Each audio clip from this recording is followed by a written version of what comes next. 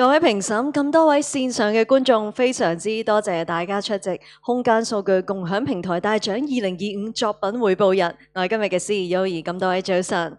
即將會有組別4公開組嘅9隊嘅入圍隊伍進行匯報，每一隊隊伍會有10分鐘嘅匯報時間，以及5分鐘嘅評審嘅問答環節。匯報開始之前，等我介紹一下組別4嘅評審，包括主評審發展局空間數據辦事處總監陳宇俊先生，發展局北部都會區統籌辦事處助理秘書長蕭奕豪先生，建造業議會行業發展助理總監周炎工程師，香港數碼港智慧生活總監蔡偉傑先生，香港科技園公司智慧數碼服務副總監廖永超先生。多謝晒咁多位嘅評審喺百忙之中抽空出席，亦都特別多謝 City Gallery 提供場地俾我哋進行今日嘅活動。5位嘅評審會根據以下嘅評審準則為隊伍評分嘅，包括開發過程20%、功能性20%、最終匯報20%、市場潛力或公眾接受度20%、整體表現20%。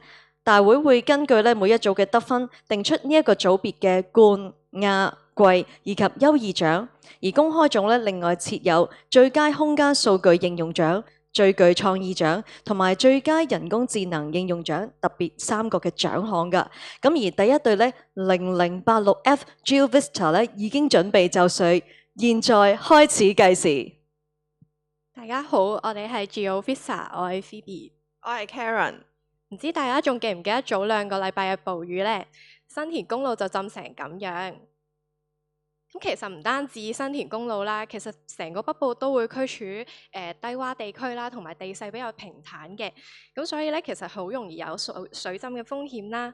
咁所以政府咧就打算將北部都會區發展成海綿城市啦，咁咧興建各式各樣嘅藍綠建設，即係 BGI， 去提升佢嘅防洪能力。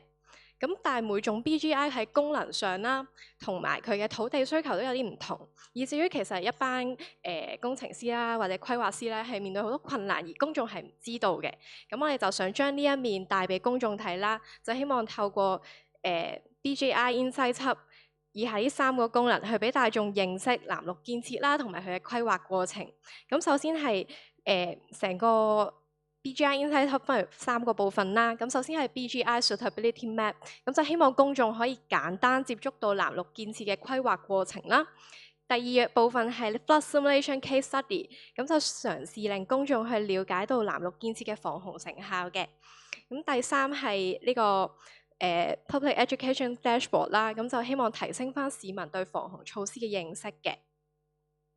咁我哋就用咗以下嘅空間數據去建構成個 BGI Insight 輯啦。咁首先我哋就用到地政總署嘅 DTM 啦、數碼地形圖、道路中線同埋渠務處嘅雨水渠道去計算翻土地嘅斜率啦、高度同河流、道路、渠管之間嘅距離，再加上規劃處嘅土地用途數據去評估翻 BGI 嘅 Site Suitability。然後所得嘅分析結果會再配合埋規劃處嘅分區計劃格麗光圖啦，同埋漁農署嘅加強保育地點，去篩選翻最適合興建 BGI 嘅地方去做 flood simulation 嘅。咁最後啦，我哋嘅 Public Education Dashboard 就會用到數碼地形圖嘅橋啊、河道啊，河道，仲有民政事務處嘅臨時庇護中心嘅位置啦，去製作一幅地圖，去顯示翻一啲易受洪水影響嘅地區啦，同埋附近可能疏散位置嘅。咁接住落嚟，我就會講下我哋呢一個 analysis 嘅 methodology 啦。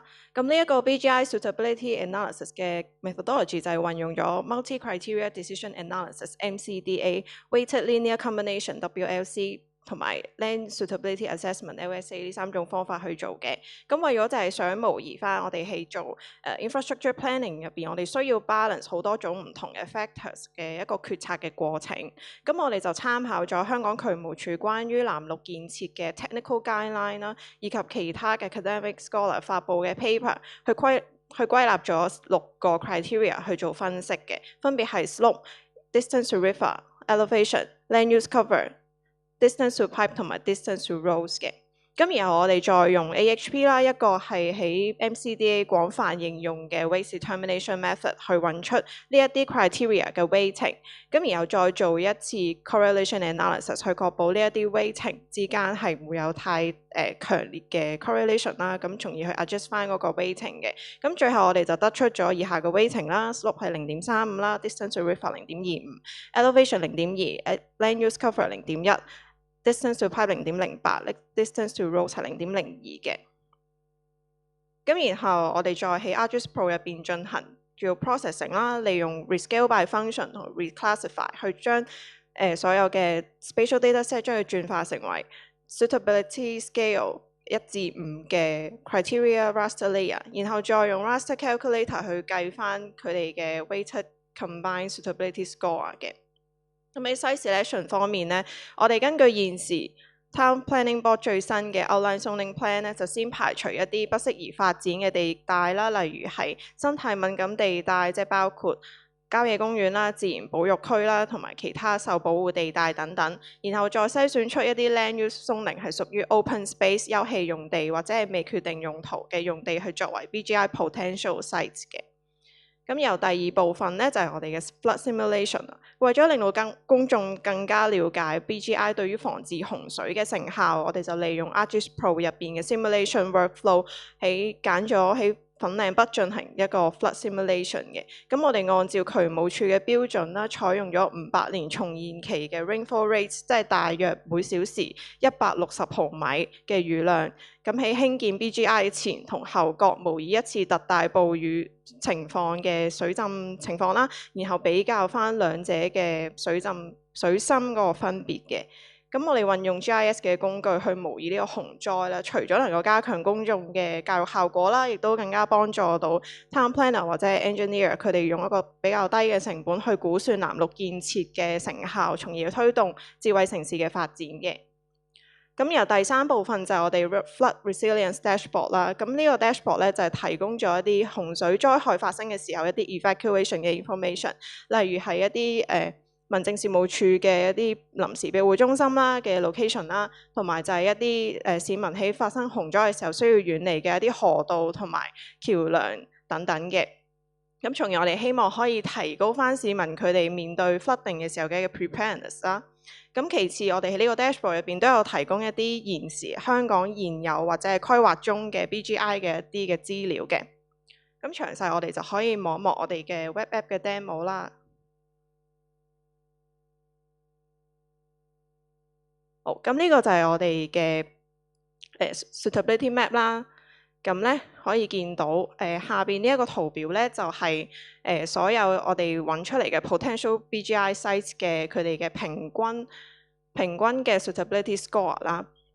咁我哋可以喺呢個 search function 嗰度篩選翻我哋想睇嘅區域嘅，例如粉嶺啦。咁下邊嗰個 chart 都會跟住一齊變嘅，咁就係 show 翻每一個白色呢一度 available BGI sites 嘅 suitability score 嘅平均分啦。咁點解會係平均分呢？因為呢一個 polygon 入邊其實佢係包含咗好多個 raster 嘅 pixel 啦。咁我哋就為咗方便公眾去睇咧，咁我哋就計算咗每一個 polygon 入邊佢哋嘅平均嘅 suitability score 嘅。咁除咗我哋可以睇到下邊個 chart 之外咧，呢一邊嘅 feature information 都可以睇到佢呢一個 site 嘅一啲basic information 啦，例如係佢本身嘅土地用途啦，佢嘅 plan number 係乜嘢啦，同埋佢嘅 area 啦，同埋佢嘅 suitability score 都會喺度寫翻出嚟嘅。咁然後 page 2就係去到我哋嘅 flood simulation。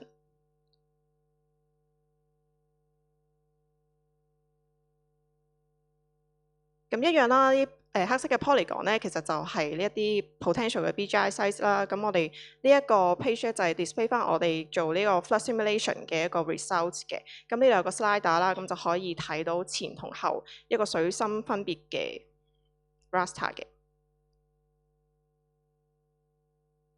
咁然後我哋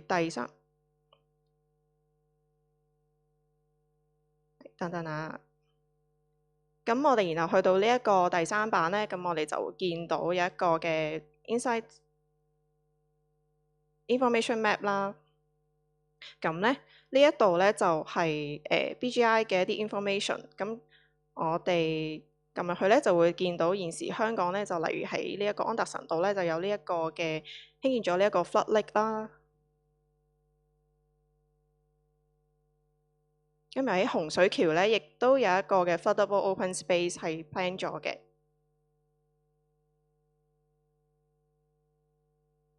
咁然後我哋都可以睇到北都以外啦，東涌都有一個而家已經起緊嘅活化嘅河道啦。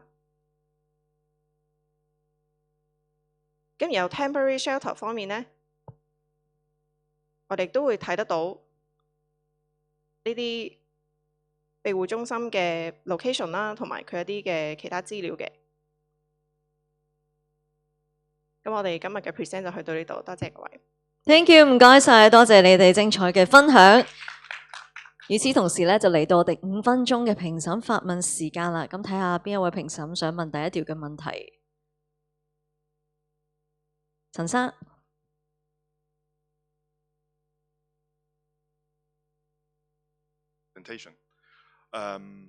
我有一個簡單嘅問題就係，你做完之後咧，你覺得再加啲乜嘢 data， 加啲乜嘢可能會令到你嗰個可以再 improve 多啲咧？其實咧就因為我哋而家用嘅 criteria 其實都係 based on 啲 physical constraint 嘅一啲 condition 嘅 spatial data 啦。咁當然如果希望 available 嘅話咧，咁就有一啲building 嘅 data。因為其實始終而家北都係一個規劃中嘅一個 plan 咁樣啦，咁有好多好 detail 嘅 data， 例如係 building 嘅 location 啊、building height 啊，又或者係其他一啲infrastructure 嘅已有嘅 spatial data， 其實都未必即係 available to public 嘅，咁所以喺做呢個 analysis 嘅時候都遇到呢一種嘅困難嘅，咁所以我哋就會將個重心放咗喺physical constraint， 即係 physical land，例如係 slope 啊，或者係佢 elevation 啊等等呢一啲嘅 criteria 去做我哋嘅 analysis 咯。即係如果將來有機會嘅話，都希望可以即係融入埋一啲城市嘅 data， 可以俾我哋做 analysis。我都希望你可以繼續嘗試喺我哋嘅 CSDI 入邊去揾下，譬如好似我哋嘅 3D digital map。今年啱啱推出啦，希望遲啲可以幫到你再 improve 個 project。好，咁睇下有冇下一條問題。I think climate change is indeed happening to us. I've only been in Hong Kong for 2.5 years, and I've already experienced 2 typhoon number 10. So my question for you is, you mentioned in your presentation that the rainfall rates you have adopted is a 5 years return. The 500 years return period, yes. Based on that 500 years return statistic data. In your software or in the platform you are developing, do you allow any future impact on climate change, or if so, what are the mechanisms in the background you will consider further impact of climate change and more severe weather conditions?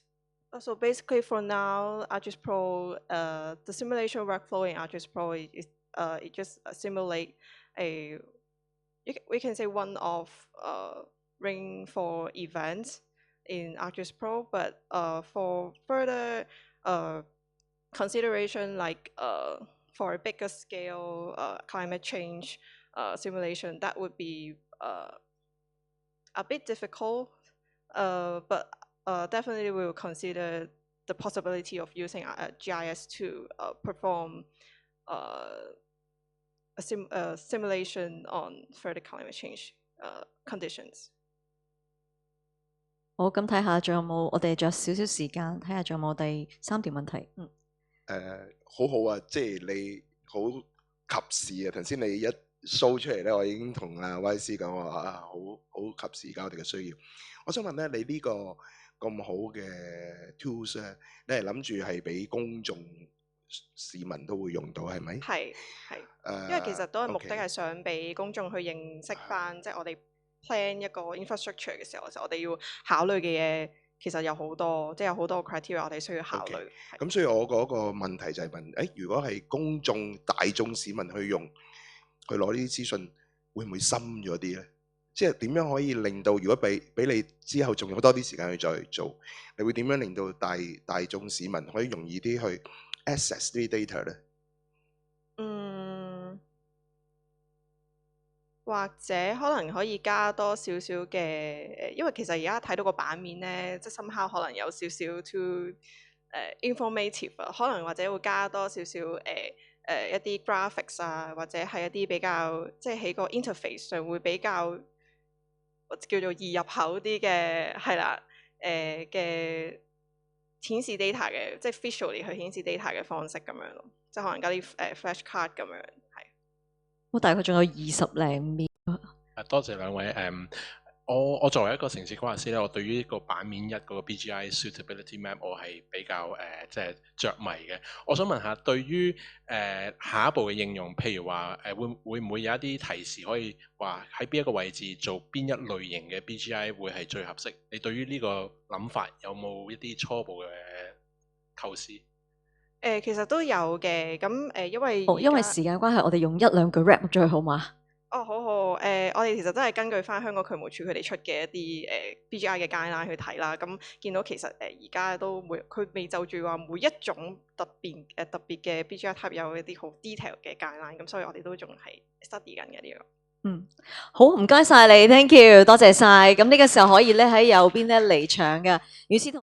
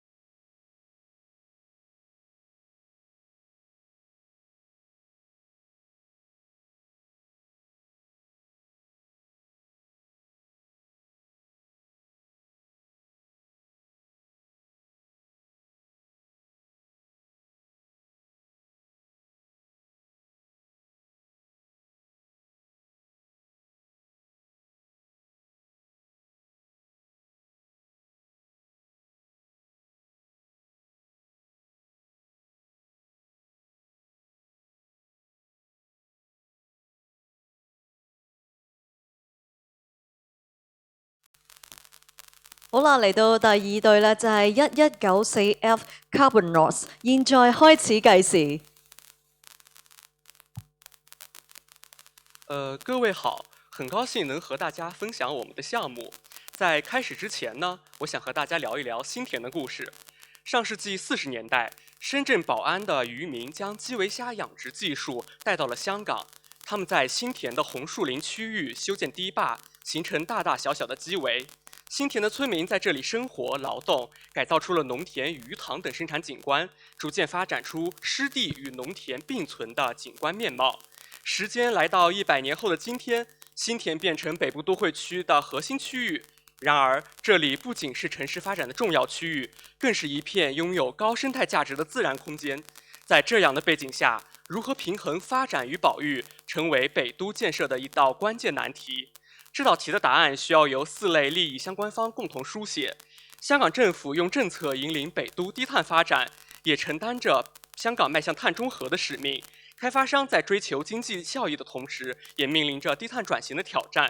規劃設計師是政策落地的執行者，負責將碳中和的目標轉化為可實施的設計方案。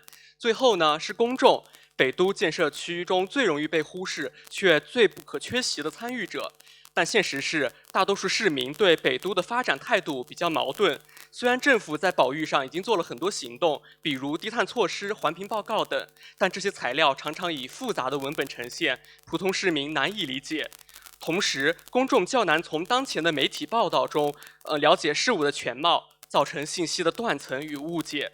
所以我們迫切需要一個能夠與公眾對話的平台，讓政府與市民、開發商和設計師在同一張地圖下共同規劃北都的未來，讓公眾理解如何兼顧保育與發展，讓每個人都參與其中，成為北都綠色發展的推動者。於是我們推動了 Carbon Monopoly， 一款以新田為背景的模擬城市建設遊戲。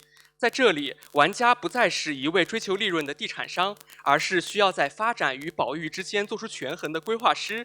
遊戲中，我們首創了 Carbon Coin 作為核心 token， 每排放或吸收1噸的二氧化碳，就等於1個 Carbon Coin。Carbon Monopoly 是模擬現實世界的 Digital Twin， 它模擬了從拿地到建造再到運營的全過程。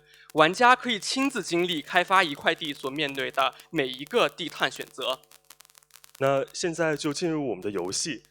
打開遊戲的初始界面呢，你可以看到新田科技城有很多未開發的土地。那麼點擊這些地塊呢，你就可以看到像用地類型啊、容積率啊、限高啊，以及這個購買土地所需要的 carbon loss。那麼每個地塊的 carbon coin 是怎麼計算的呢？首先我們要知道，這個自然界中的碳是存在於動植物啊，還有土壤的有機物裡面 （organic matters）。那當土地被開發，原有的生態系統被破壞的時候呢，那這個土地原本儲存在土壤中的碳就會被釋放，這就是我們所說的這個 one-time carbon loss。那此外，其實土地上這些健康的植被每天都在通過光合作用，然後來吸收二氧化碳。如果這些植物被移除的話，就會喪失這種年復一年碳吸收的能力。所以這裡我們用 net ecosystem exchange 去衡量這部分 long-term 的 carbon loss。所以，儘管現在已經有一些研究是能夠粗略的去提供這種碳的儲量的數據，但整體來說精度是比較低的，就是沒有辦法去做這種地塊級別的碳評估。所以，為了解決這樣的一個痛點呢，我們從CSDI 平台上獲得了一些像土地利用啊、道路密度啊，然後還有 wetland 這些空間數據，構建了一個影響因子庫。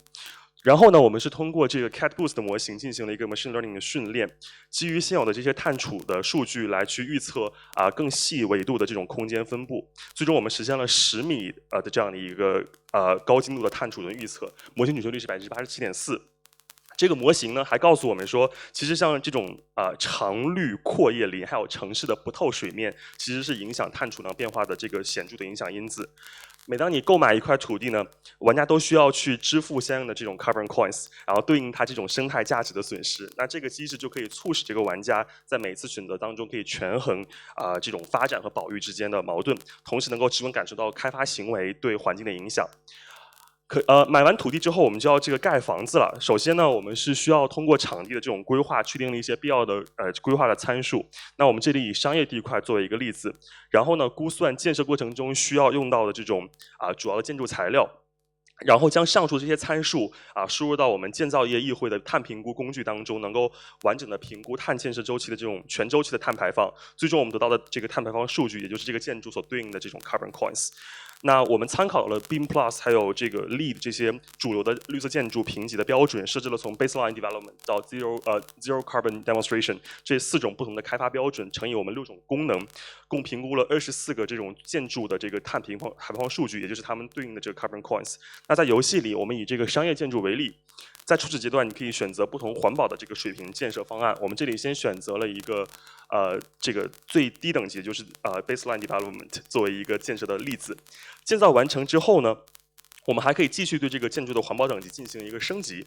那比如说现在是从B2到这个 B3，在这个界面呢，玩家能够学习到有关一些建筑减碳的这个科技和策略，比如说像MIC 啊、屋顶绿化呀、太阳能板等等。那等到新田未来有居民和企业入住的时候呢，我们还想为这些使用者提供工作生活里面的这样的一些减碳方法。好，对，这里我们对一些常见的这个减碳策略和低碳数量进行了核算，形成了这个潜力和成本的矩阵。譬如说，我们想想看，分布式能源供应，那虽然加装实施可能，上一张。会耗费比较高的成本，但实施之后呢，会在减碳方面是非常有效的。在游戏里的第7回合之后，你可以看到这样一个 events 的按钮，点击之后能看到不同的减碳措施。15个回合之后呢，我们的游戏就进入了一个尾声。对，那除了收获最后的游戏截图之外，玩家还可以看到自己建设的城市在 AI 渲染之后的一个图景。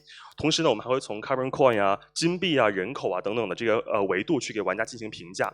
虽然每个人的游戏结果可能是不一样的，但我们相信玩家都会珍视手里的这个 carbon coins， 然后可以通过这个游戏了解更多城市低碳开发相关的知识。Carbon Monopoly 不仅仅是一款游戏，它更是一个强大的城市碳监控平台。我们打开 Carbon Monopoly Dashboard， 帮助规划师、开发商和政府让新田更低碳发展。首先，它是一个 Ecology Stage Dashboard， 可以让土地里的碳看得见。在这个 dashboard 中，我们通过 GeoPandas 将土地碳储信息与城市规划数据结合起来，清晰地看到每一块土地的碳储量及利用性质。我们点击其中一块用地，显示它的碳储量可以为777吨，限高200米，以及展附近鸟类夜间栖息地。一张图可以看清全局的碳结构。上方 highlight 数据包括区域内的碳总量、开发情况和相关保育动物。在左侧 dashboard 左侧，地块3个碳储细分图，土壤有机碳、生物含碳量和净碳交换。当我们来到右侧，可以看到我们使用的数据因子，比如 HDVI 植被指数、生境图、道路密度和夜间灯光，它们共同展示了城市中的空间要素如何影响土地的碳储。其次，它也是一个 Operation Stage Dashboard。我们在 Revit 中进行了一个小规模的 BEAM 建筑碳评估实验。我们严格按照 Life Cycle Assessment 流程，分阶段采集和分析数据。在建造阶段，我们提取模型中的主要材料，假设生产地为惠州，评估运输等各阶段的碳排放。在运营阶段，我们模拟建筑在使用过程中资源消耗，结合平均入住率，评估长期碳排放。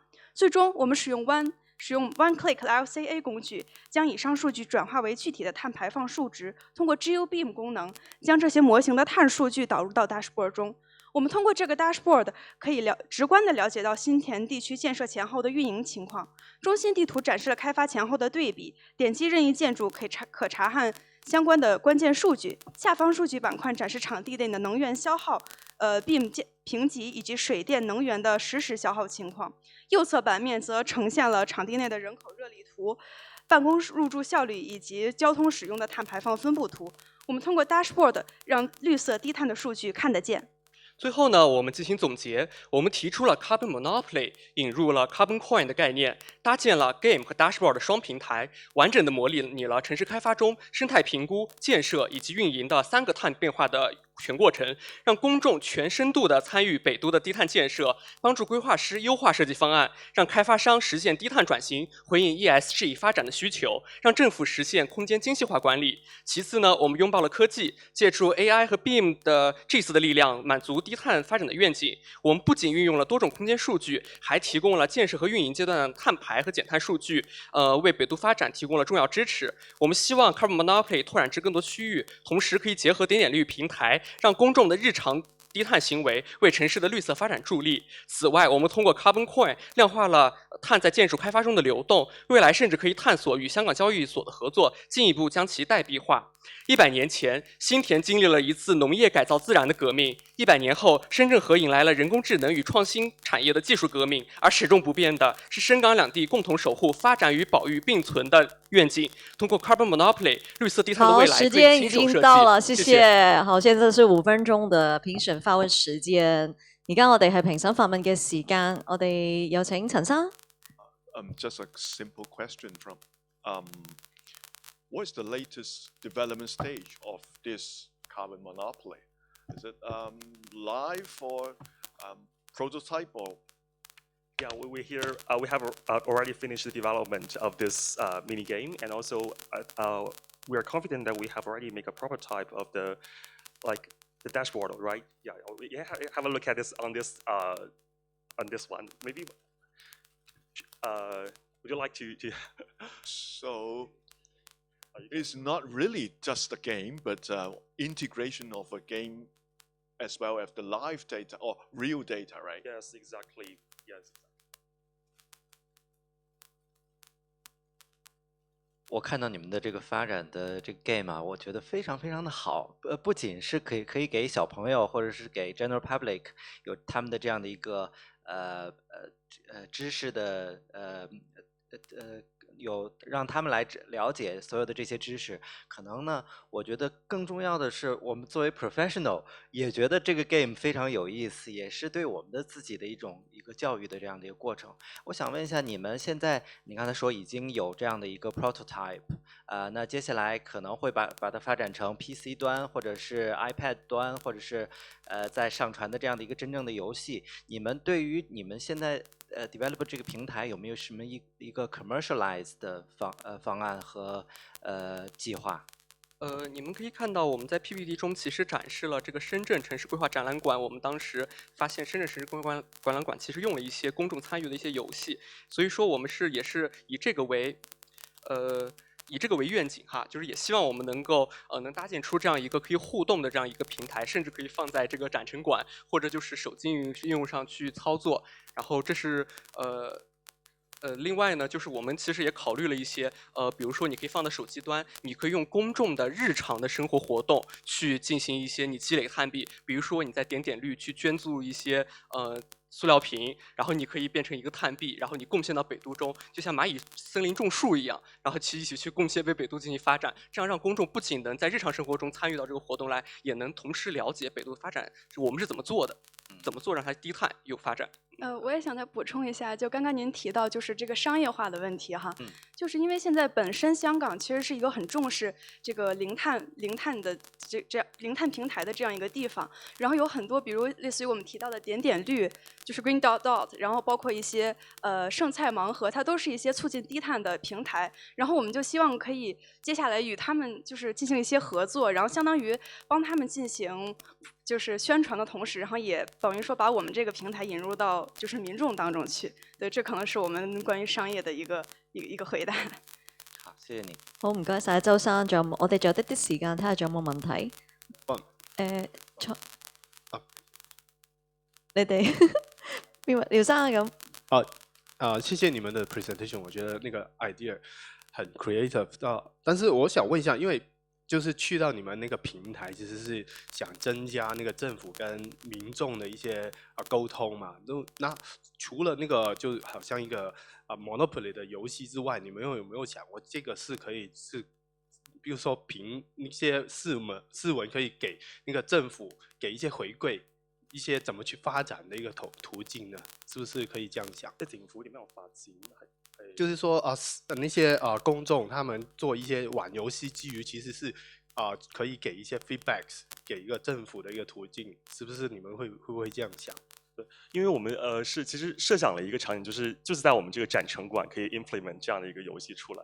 那我們覺得其實公眾其實他們在遊戲當中的表現當然可能我覺得某種程度上也表達了他們對於這個發展的一種 vision， 他們是怎麼想這個地方發展，比如說他會把哪些放在比較高的優先級。所以我覺得如果我們政府能夠獲得這種如说玩家在游戏里的行为，其实某种程度上也是收集民众他们对于发展的一个愿景或者 preference 一个 priority， 他们这样是怎么看的？我是这样子理解这种反馈的机制。对，我们希望就是把游戏整体收集到的后台数据，也可以给政府提供一个参考，就是市民对城市发展的愿景是什么样的，然后我们这些就是 professional 政府，然后他们都可以進行一些參考。好，時間都差唔多啦。如果冇特別嘅 comment 或問題，都唔該晒，謝謝，感謝你們精彩的分享。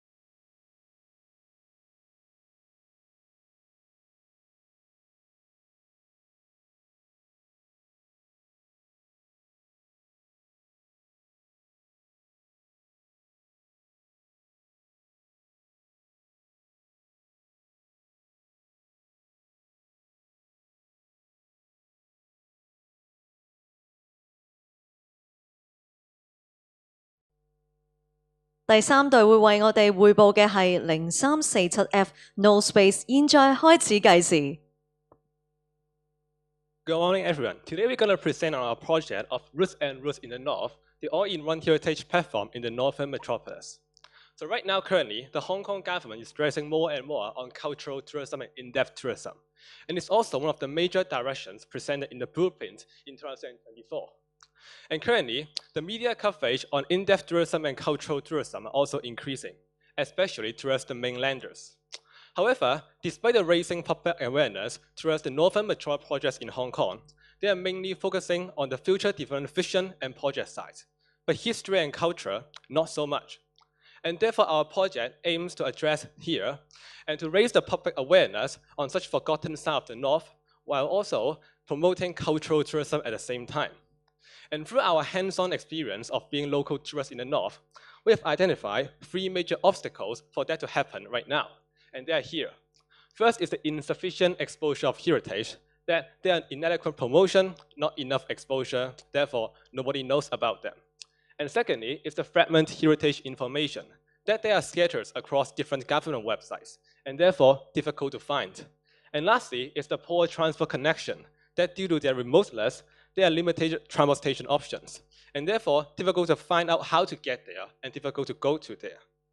And to address these 3 issues, we are proposing the all-in-one platform of Roots and Roots. We are targeting and also different kinds and different style of tourists, namely judges and perceivers. So judges are those tourists that tend to plan before go to the tour, and perceivers are those tend to be more flexible and just follow the suggested route. And therefore, we got 2 options in the first stage of before visit: personalized trip and planned trip that has suggested route. And in the second stage of during visit, we got the 8-hour docent mode, that there are 8-hour pre-recorded instruction to introduce the site and the heritage for them to understand more. And then also mini games for some fun elements. And lastly, we got after visit the amenity helper function that allows them to search for different facilities nearby and to enhance the convenience. And through all of this, we hope to create an all-in-one platform that our tourists don't have to go through different platforms and different apps for the whole tour. So for our base data, first of all, we make use of the information of the heritage and transport information. We also make use of the descriptions of declared monuments and historical buildings from the AAB. And we also incorporate websites like Google Maps and Bus ETA to provide real-time transportation recommendations. The functions are all embedded in the websites. And most importantly is our innovation. First of all, we provide all-in-one website, which the amenity helper can help you find the nearby convenience stores, toilets, such kind of amenities, and nearby the heritage.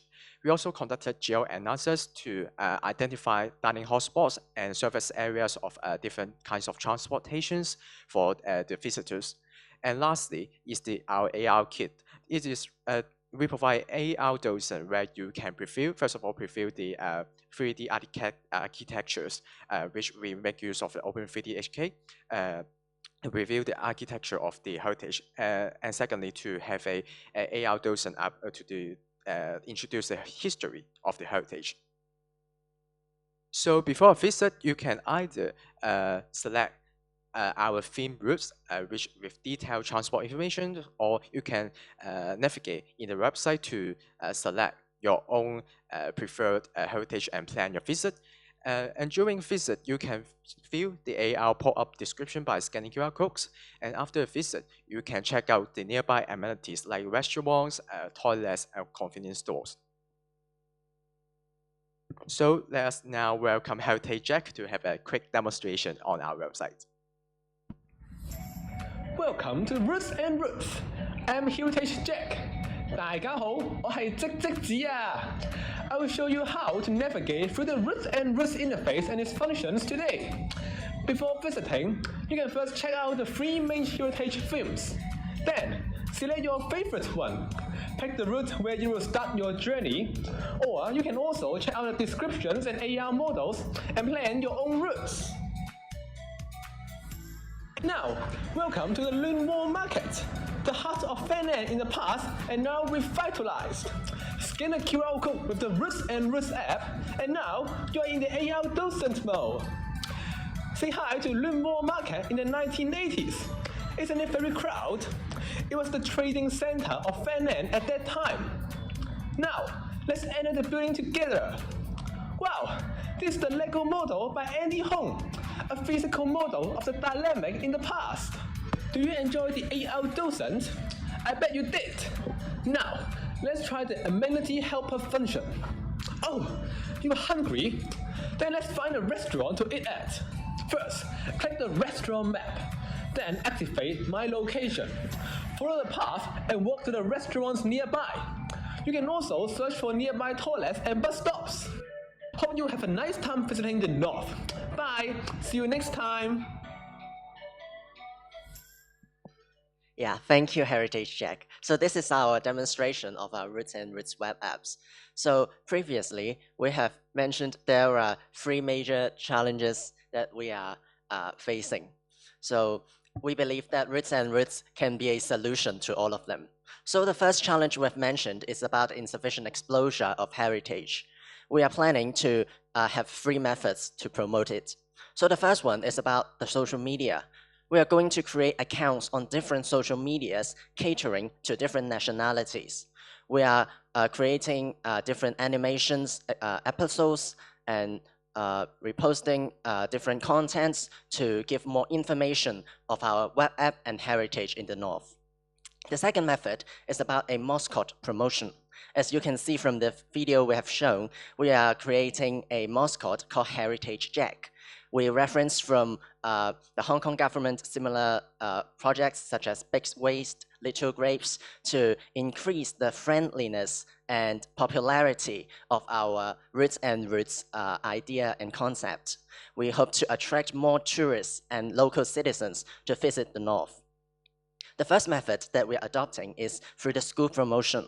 We are going to integrate some of our contents into the primary humanities subjects in primary schools. We are aiming to attract primary school students as well as their families to make visiting the heritage in the North a family activity, to let them learn more about the history of heritage.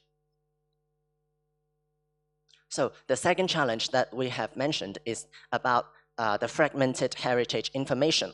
So our solution is a all-in-one platform like Roots and Roots. We integrate informations before, during, and after visits with different services and experience provided. For example, personalized trips, planned trips, AR docents, amenity helpers functions that we have shown in the video previously. So we integrate different information such as location, AR tool, and etc.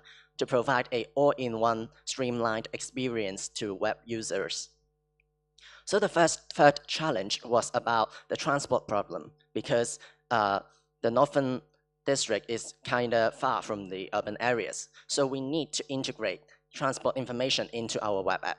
So we are providing planned transport for routes with suggested routes, easy for users to navigate, and we have individual transport layers which give clear individual layers of bus and minibus stops to let users to plan their routes. So moving on to we discussed about the expected benefits of our project. From the social and cultural benefits, we're aiming at raising public awareness in heritage conservation, as under the rapid development of Northern Metropolis, we may overlook on the importance of architecture and also of traditional culture in the area. And at the meantime, we're promoting local culture and history, as we can view them as living assets that could still represent the local identity there, while we will also enhance visitor experience in Northern Metropolis, as people there could make use of tools such as the AR docent and personalized routes to experience the local culture there. And talking about the economic benefits, we are making more inclusive tourism opportunities from local tourists to non-local tourists, while also promoting the creative and cultural industries, which currently already contributes to 4.5% of GDP and 6.1% of total employment. And this opens up more job opportunities and job diversity in the Northern Metropolis, as it's important in a newly developed area. And we're echoing with the Chinese presidency's idea of 以民數旅, 以民將旅, and this means we are promoting culture with tourism and using culture to embed with tourism. 多謝晒你，時間到啦 ，thank you。好啦，接住落嚟咧就係我哋5分鐘嘅評審發問環節啦。睇下邊一位評審想問問題，我哋有請陳生。Sorry, English, right? Okay. It's a very timely and good initiative. I have a short question and a couple of comments. The question is what is the latest development of your prototype or what that really is can work now? Is a prototype? I think the prototype is the web app itself. And what we are trying to do is, first of all, we try to integrate some of the fragmented stuff right now from different platforms, different websites to our web app. And at the same time, we try to create some kind of innovation, such as those AR models and those like 360 camera for them to embed it into the experience. So it's ready to be tested, right? I would say we have only done a few of the heritage, because due to the time limits, and we only do the Northern District, because the Northern Metropolis is bigger and like include Yunnan District as well. So we only focus on Northern District right now. Like that's what we have done. Okay, and I have a couple of comments. One is whether the application can integrate information about weather or live events over the area in Northern Metropolis, and whether you can add collaboration with the transportation, like the point-to-point fleet taxis or what, so that the user can enjoy and at the same time create some business. Okay. 我咁睇下其他評審有冇問題都想問，蕭生。Thank you, YC, for his comments. He used the word tiny, and I would use the word niche. I think heritage is a very niche aspect. If you go to another city to explore, some very hardcore people would look out for the heritage. But I think it's quite good that you have this last slide. It's a wider experience. It's about culture. If I suggest that, okay, let's say apart from heritage, you could instill more cultural elements into your platform. Let's say how Instagrammable a place is. From big data online, how many people mention a specific place of, let's say, Fanling or Shangshui, and integrate that into your platform. What would be your initial thoughts on such an application? So our initial idea is to provide give some suggestions. As you see, we give suggested routes for our heritage, because some of the tourists, they know nothing about Hong Kong, and it's quite time consuming for them to scroll one by one to and select their favorite heritage. So I think our thought is to provide some suggestions for the tourists, but using big data to having some feedback from the users to furthermore promote more suitable heritage is a nice idea. Yeah. I wanted to add on is that other than before the visits, we also focus on during the visits. Like we have a helper functions, which is Heritage Jack. We integrate AI with a voice docent to let you have a better visiting experience with not just, you are going it alone and seeing the exhibitions alone. It isn't like that. It is more a tour guide to let you to learn more about history and information of the heritage. 我哋仲有少少時間，睇下係咪周生？ A very quick one. You mentioned in your presentation that your app is based on Google Map to give you the suggestions on route, on where the exact location is, and perhaps the location of the user as well. But as you know that perhaps Google Map is not available on in mainland, and if for the mainland tourists, it will be difficult for them to access your app if that is based on Google Maps information? Have you thought about integrating, say, the A map or any other maps available in mainland, and perhaps have a backup solution to fit different types of tourists? Google Maps perhaps is the easiest and the fastest solution that we can find, but considering that obstacle, we may consider API of other maps like Gouda, and even easily it has a built-in. 好，時間到啦，揾多一句 wrap up 好嘛？The built-in navigation tool, yeah. OK， 好 ，thank you， 唔該晒，多謝晒 ，thank you。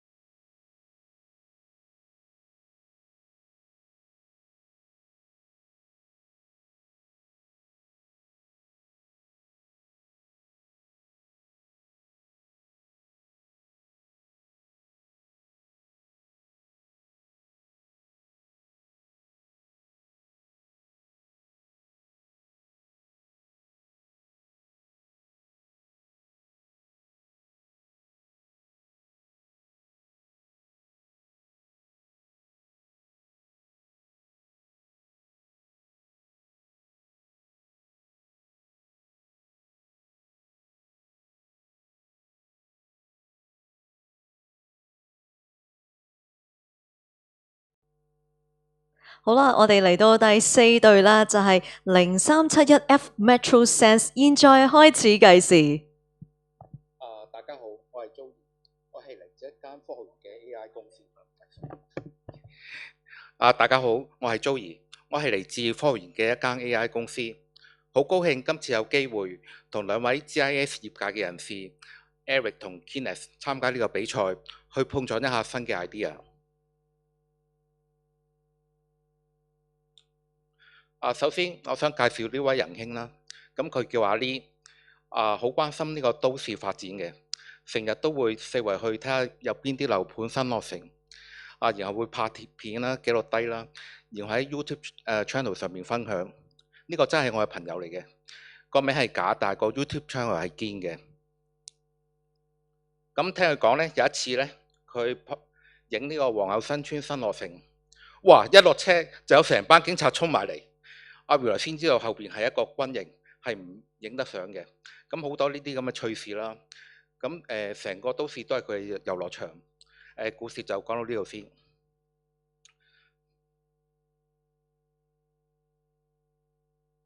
咁我哋睇到北都有4個挑戰嘅。第一，未來呢10年呢會有翻天覆地嘅改變。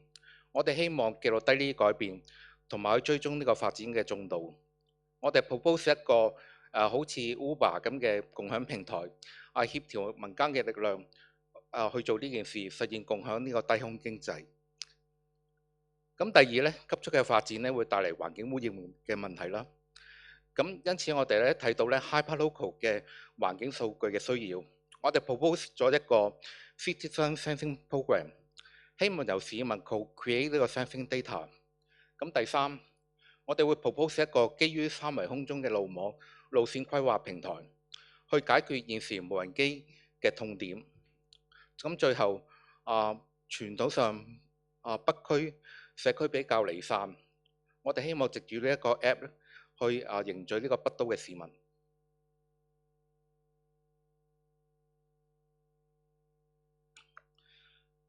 咁呢幅圖咧有2個環啦，左手邊係 Citizen Sensing Program， 右手邊係 Community Fire Program。但係大家有冇留意咧？中間呢一度咧係斷開咗。咁正如剛才我所講啦，個故事，咁阿 Lee 咧其實係想去影，但係又唔知邊度喐咗，又或者好多人去同一個西嗰度影。我哋睇到呢件事缺乏咗一個綜合資訊同埋協調資源嘅平台。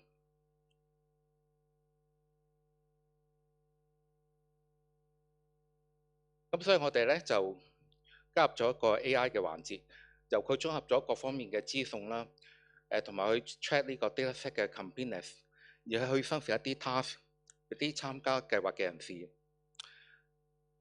咁我哋同一般 crowdsourcing 嘅 program 有咩唔同咧？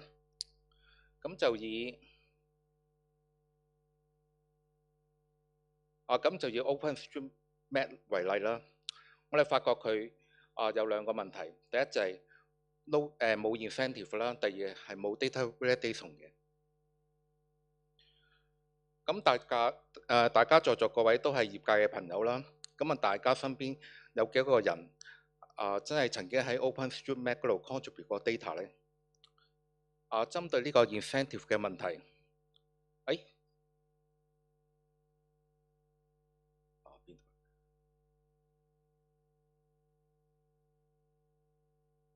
咁我哋為 MetroSense 咧就加咗一個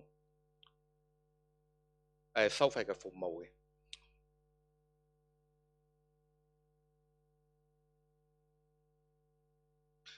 咁為客戶咧就提供一啲例如building inspection 嘅服務啦。好處係客戶唔需要有 upfront 嘅 investment， 咁同埋我哋可以將啲收入獎勵俾呢個參與者啦，咁嚟 drive 呢2個 flywheel 嘅喐動。咁另外咧，我哋為咗咧遊戲化加啲遊戲化元素啦，我哋會針對北都就增加咗呢個 NFT 嘅 collection。咁每個月如果嗰區 contribute 嘅 data 最多嘅參加者咧，我哋會俾佢相關一個 NFT。咁跟住嚟講下就係無人機同個平台嘅對接。咁喺飛行嘅時候，無人機會回傳一啲 GPS 嘅 data 啦，平台會將呢個 file loss 入呢個 immutable 嘅 storage 嗰度，用嚟保障所有嘅 parties。咁 file loss 消除咗一啲敏感嘅資訊之後咧，亦都可以賣俾啲保險公司，又或者係作 AI 嘅培訓嘅用途嘅。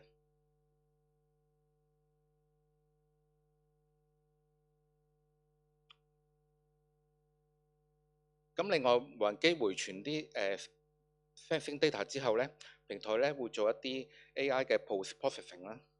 我哋先前做 mock 嘅時候咧，同GeoLab 嘅團隊咧都討論過呢啲咁嘅問題。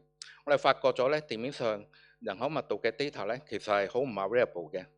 如果無人機加 AI 就可以好容易咁收集到呢啲 street level 嘅 people count 嘅 data。我哋亦希望咧可以將呢啲數據咧分享到CSDI 嗰度，令更多市民受惠。跟住落嚟，我哋講下 AI wow painting。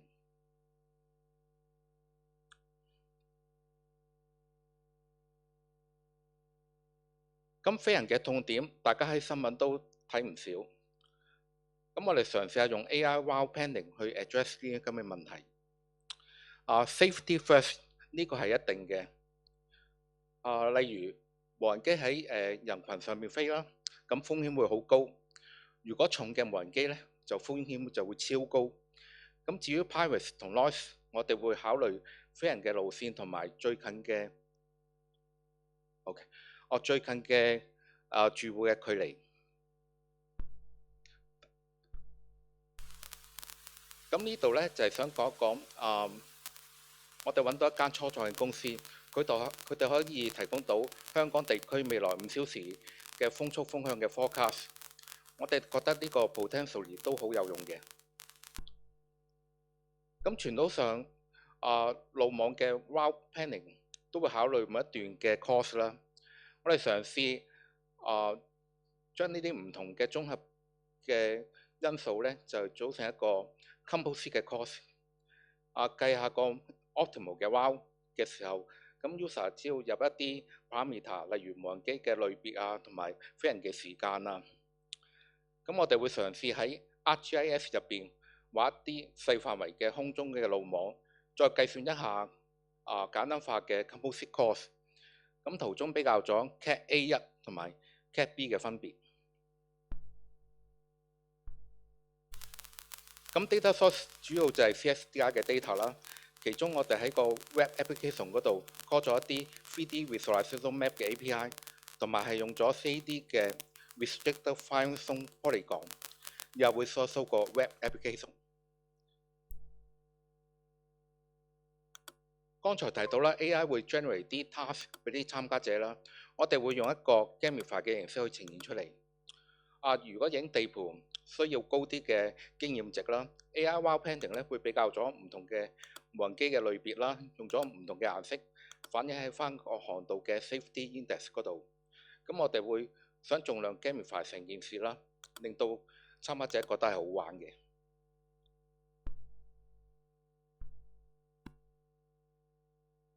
咁而家睇下Citizen Sensing Program thinking process。我哋用咗個 data driven 嘅 approach。咁嗰個咧就係我哋嗰個sensor 啦。咁我哋諗下要派幾多個 sensor 先夠咧？我哋嘗試以目標為本，我哋 create 咗200×200嘅 grid index， 再喺 ArcGIS 入邊 intercept 咗北都嘅 district polygon， 得出咗3969格，即係話最少大概要派嘅 sensor 數目。咁如果我哋將個範圍收窄到粉嶺，咁大概咧就需要派300隻 sensor。咁同埋我哋做咗少 research 啦，咁喺內地買一啲 low end 嘅 sensor。咁我哋寧願派多啲 sensor， 因為如果 sensor 數目有一定嘅數目咧，我哋可以用一啲 algorithm 去提高個 accuracy 嘅。咁另外咧，我哋亦都用咗個 sensor things 嘅 API 呢個 open standard 去接收同埋分享所有嘅數據。咁最後我介紹呢個為北都市民做嘅 app 啦，咁佢叫做 Metro Up。咁主要嘅 features 有 photo AI 啦，我哋播一播片。嗱，例如喺街上邊，我哋如果見到一隻藍色嘅雀仔，可以喺上傳一張相啦。咁而家話你知呢一隻係趣鳥，同埋好集中喺北區同元朗一帶嘅。多謝你，時間已經到啦 ，Thank you。我哋接住就係評審嘅發問時間，咁睇下邊位評審咧有問題都想問。其實想講多句。係啦，我哋有請蔡生。唔該晒，唔該晒。我想問下咧，而家你呢個構思，因為入邊你講咗好幾個唔同嘅一啲application 啦，有低空經濟啦，有呢啲市民喺日常生活嗰度啦。其實你重點，如果你想去做，你係想去建構個平台，係咪？係咪？係啦。咁你個 target 就係市民啦，市民為主啦。你覺得如果最 focus 一樣嘢，你會去 develop， 你會行邊樣嘢先呢？因為有好幾個範，所以你有 IoT 又要 build 啲 sensor 落去嗰個 city 嗰度。其實都好緊扣嘅。其實例如我哋係鼓勵一啲唔同嘅資源啦，例如係無人機同埋機手。咁用佢哋資源，再加上我哋平台，再幫佢哋收集翻嚟嘅相，去做一啲 3D 嘅 reconstruction， 再provide 翻個 3D data 攞一個repository 嗰度去做 open data， 或者同將來同 CSDI 去對接啊咁樣咯。所以其實成個 ecosystem 就係靠呢啲唔同嘅 component 去組成。咁如果易入手嘅就係派 sensor 係會易入手啲嘅。咁因為 sensor 嘅一個 sensor 咧，其實已經可以 detect 到有成19種嘅 data 啊。咁其實同埋係容易會 handle 啲。係冇錯。所以我哋都嘗試 propose 將個範圍縮窄先，即係可能粉嶺我哋就係需要派300個度，咁就做到一個200乘200 米嘅一個可能 air quality 嘅 data 咁樣去俾市民去用啦。提一提用咪嘅時候近啲，咁你聽得清楚啲。好，有請蕭生。我見到成個平台咧，其實好着重就係參與者去contribute。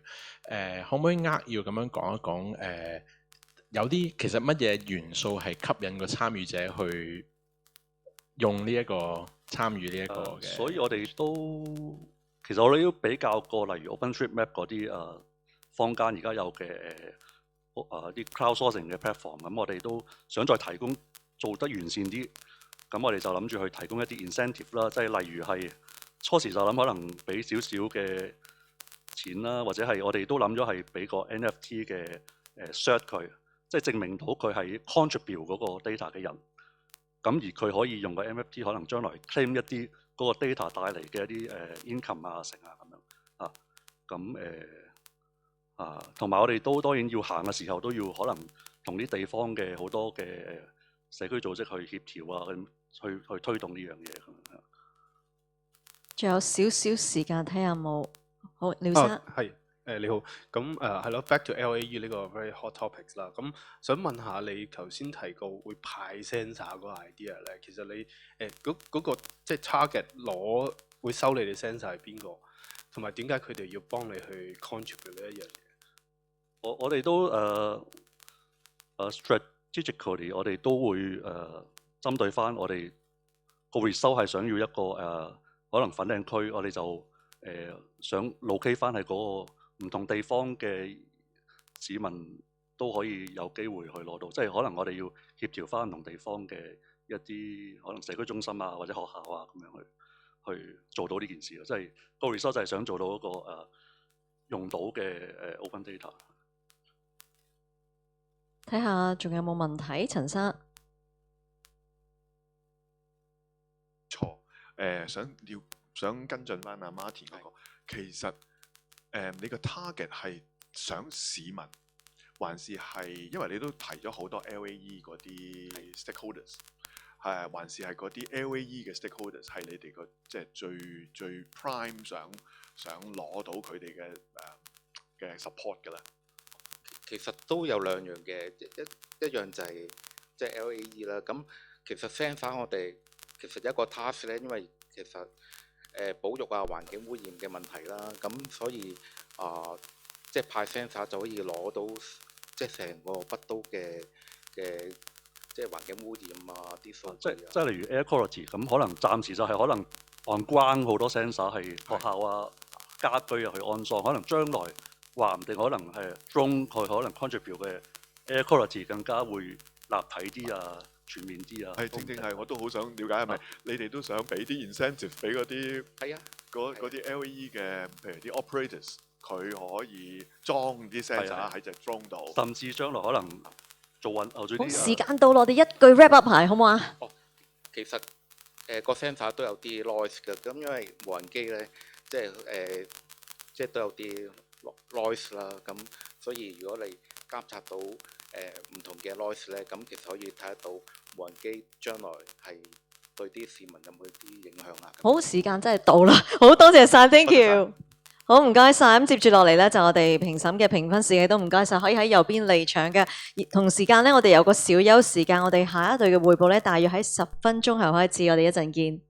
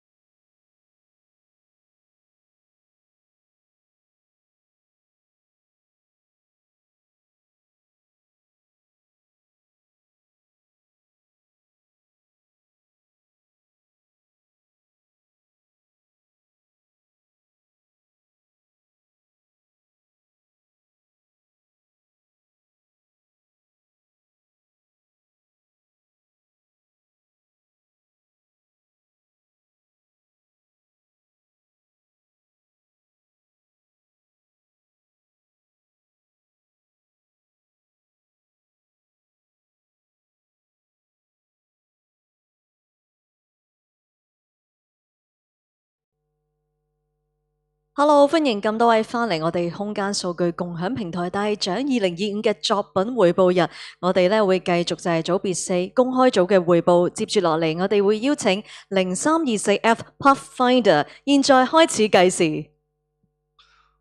各位評審午安，我哋係熱愛飛無人機嘅市民。我哋今日咧會想同大家分享我哋點樣用一個空間數據去結合30條嘅數據，去打造一個北都安全嘅低空經濟。咁接落嚟我哋嘅演示，我哋係會以流浮山白泥下村作為一個例子，因為嗰度係政府選定咗作為物流空間同埋生態旅遊嘅一個重點。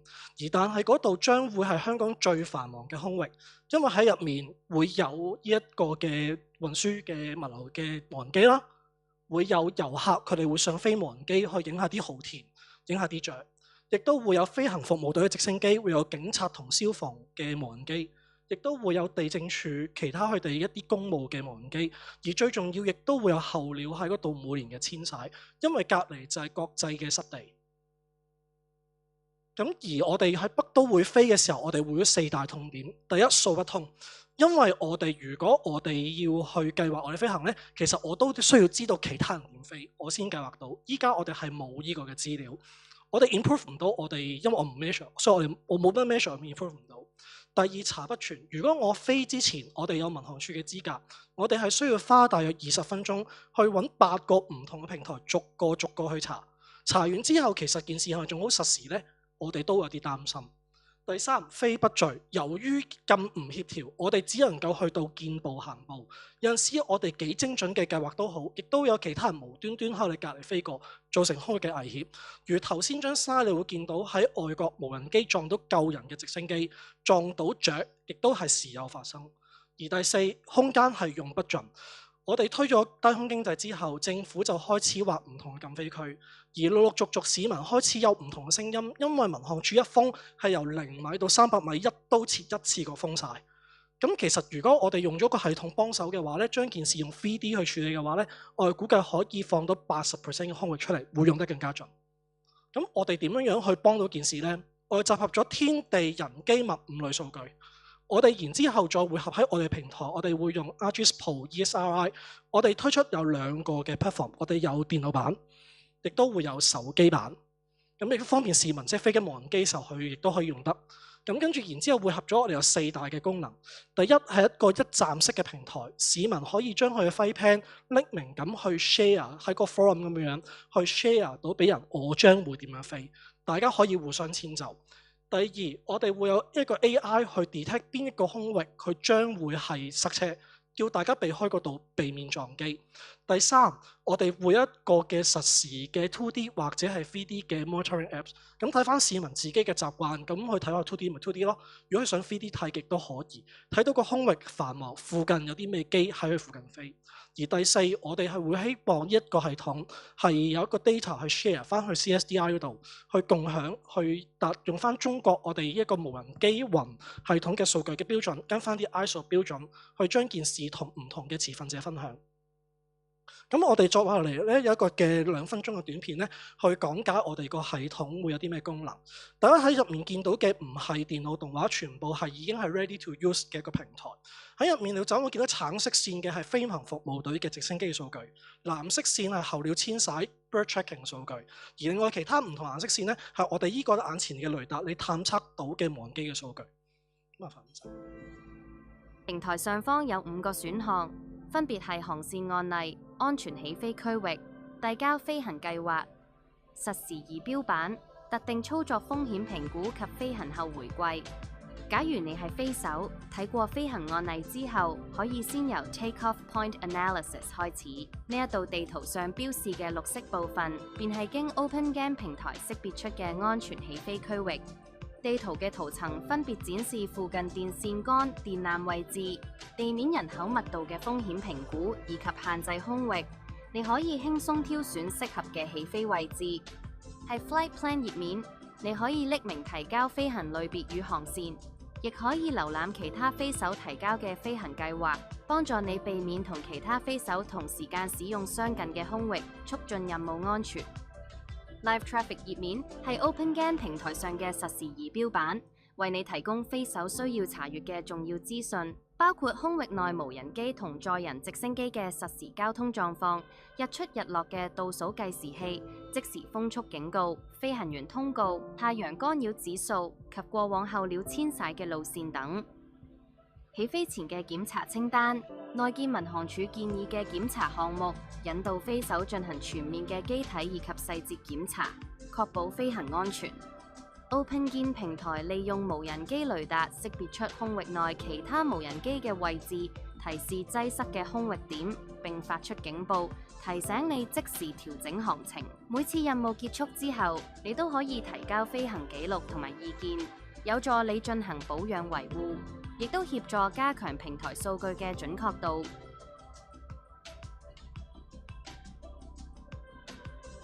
咁大家會見到個平台有好多數據啦，咁所以都會考慮咗係私隱嘅問題。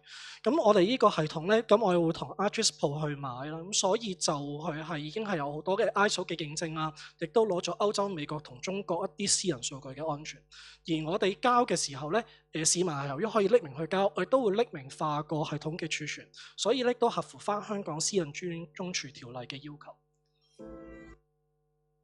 咁而我哋嘅用家，我哋有5加1。咁除咗市民飛得穩之外，我哋政府可以唔止管得住，仲可以管得活，因為有數據之外，保險公司亦都可以保得專，因應住啲飛行數據，去令到個保費更加親民，多啲人可以參與到低空經濟。而緊急部隊亦都救得快，因為未去到現場，去緊車已經知道空域情況，已經開始部署點樣飛佢哋嘅無人機，然後仲有呢個嘅送貨公司亦都送得達，可以通過數據去優化佢哋嘅班次，優化佢哋嘅路線。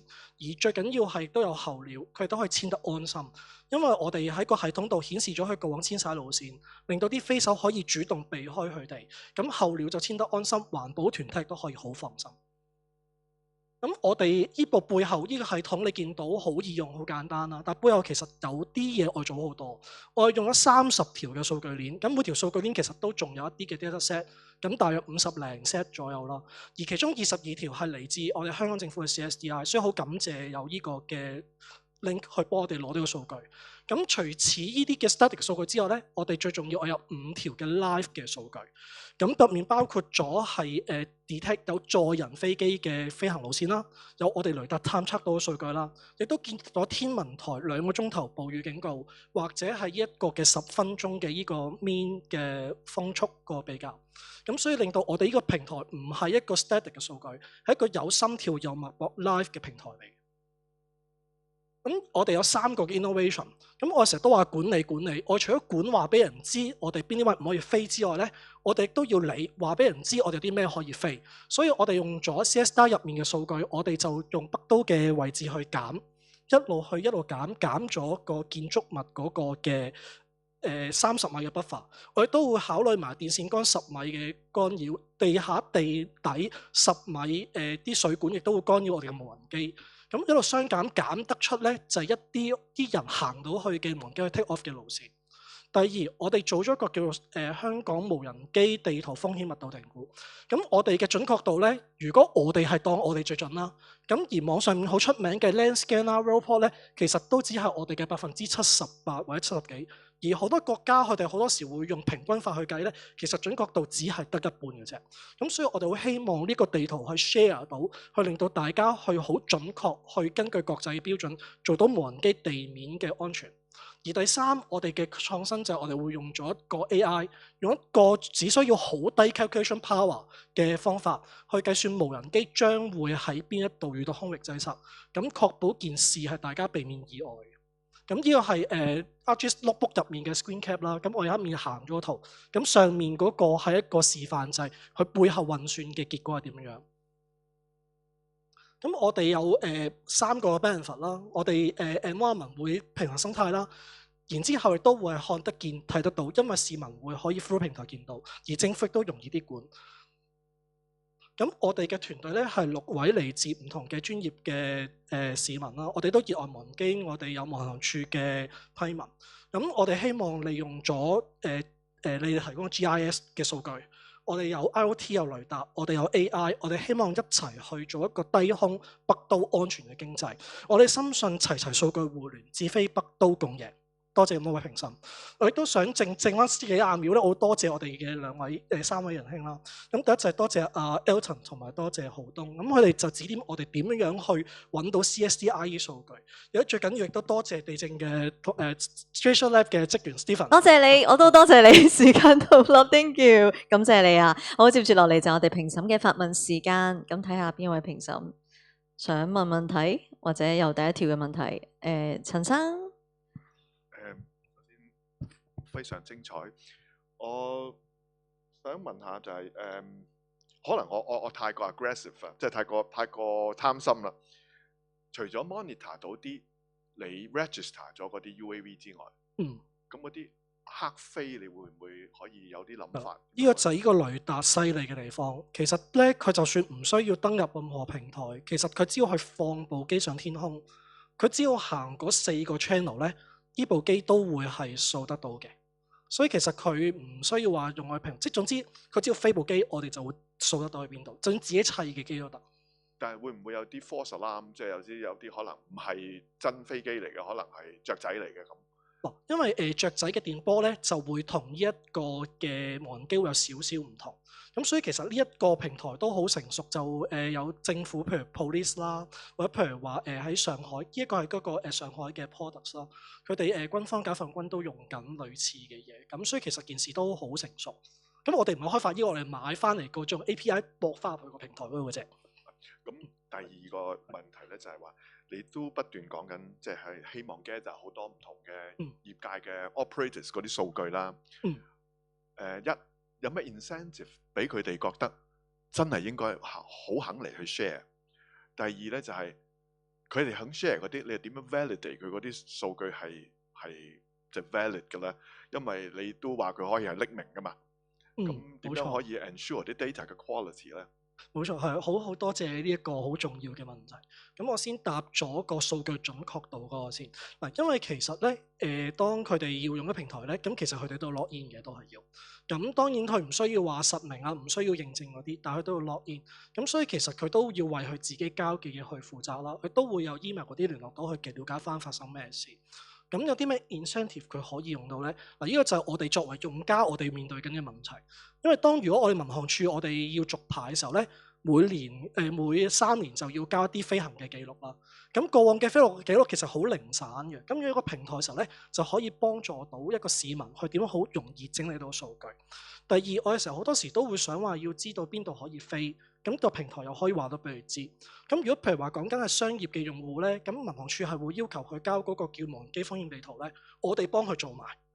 而保險咧，依家其實都好貴下嘅，依家保險大約由8000至1萬蚊一年到，你飛一次都係要俾1年錢㗎啦。咁所以就我哋變咗去保險，譬如話關於有啲飛行數據安全，佢嘅記錄係安全，佢都做咗依嘅時候咧，保險公司就可以保得專啲，佢保費可以平啲。咁即係親切去到佢個荷包 level 添㗎啦。多謝你嘅問題。係咪蕭生都有問題？分享你哋個平台個下游嗰應用，我想問下你哋有冇一個上游嘅應用咧？譬如去將你哋嘅收集到嘅數據等等去 inform 得到，譬如一個城市設計啊、城市嗰個規劃，點樣去配合呢個低空經濟個發展？有嘅，因為睇時日關係，我哋冇時間講。其實我哋咧完咗一個比賽咧，不論比賽結果咧，我哋都會 form 一個合作社叫做 Open Game。一個開放嘅平台咧，去 share 緊呢啲數據，咁到時再同 Elton 答 CSDI 點答啦。咁其實我哋已經有3個嘅合作用戶啦。咁第一個就係天文台咧，我哋其實會將我哋無人機探測到低空風咧，俾佢哋去做一個 AI model，去做一個低空嘅風實際係點樣樣。因為依家好時我哋嘅 AI model 都好 general 啦，咁好 specific 啲天氣站啦。第二個用戶就我哋自己係少年研究團入面，我哋有一個嘅研究小組啦。咁我哋會喺西貢萬宜水庫嗰度會試啦。咁第三個咧就要比賽完咗之後咧，就再同民航處去傾。咁民航處都知我哋呢個 project 做緊嘅，不過就俾緊賽就唔方便。咁所以就完咗之後，係會再同佢哋再繼續發展件事嘅。仲有啲時間睇下，好，廖生。多謝 Jackie 同 Vincent 嘅 present 啦。咁想問下咧，關於 AI machine learning 嗰度，啊。咁你頭先話 select path 咧，你哋比其他嘅 algorithm， 即係頭先means 啊 random forest， 你哋個 algorithm 係最準嘅。係冇錯。可唔可以講下你個 algorithm 神奇嘅地方喺邊度？我神奇嘅地方咧，其實就係用咗呢個樓面面積拍落去。嗱，因為過往譬如話講緊land scan 咧，佢就係 random 啦。WorldPop 就咁用 random forest。咁你會見到咧，譬如話好多本身高危嘅地方佢低估咗，或者佢冇考慮到啲山勢嘅問題。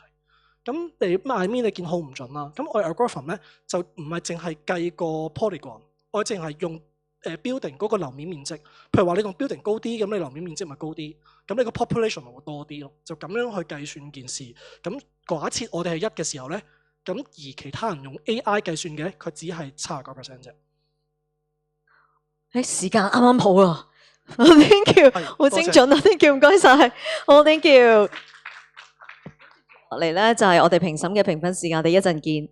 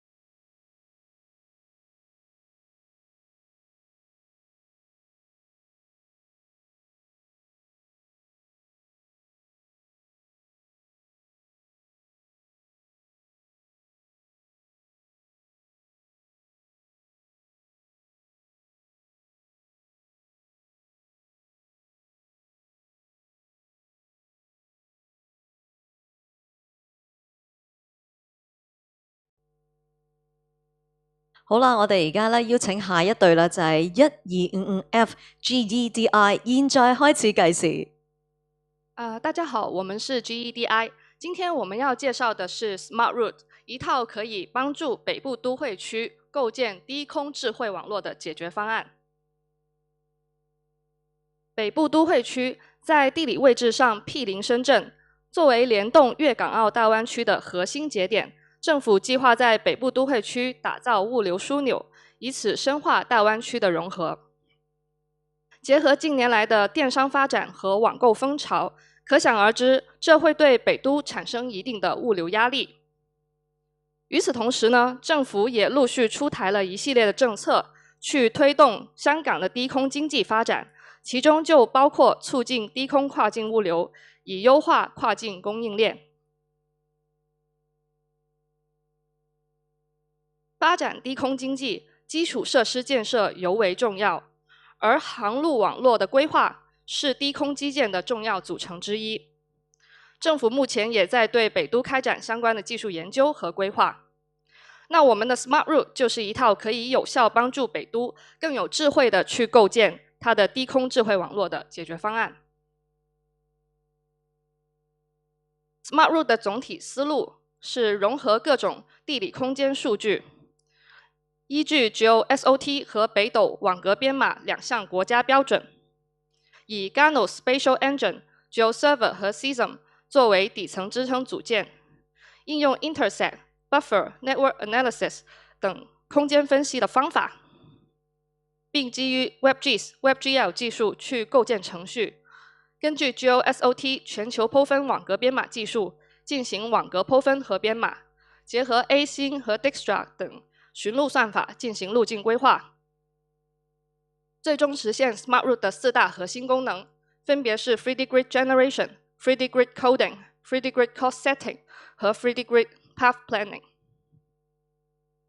这里是 Smart Route 应用到的核心空间数据，主要来自于 Landsd CSDI 和 Open3D Hong Kong， 包括作为基础数据使用的 DOP5000、Building 和 DTM， 以及用于网格计算、成本设置和航线规划的 Road Centerline、3D Visualization Map、IB1000、3D Indoor Map 和 3D Pedestrian Network。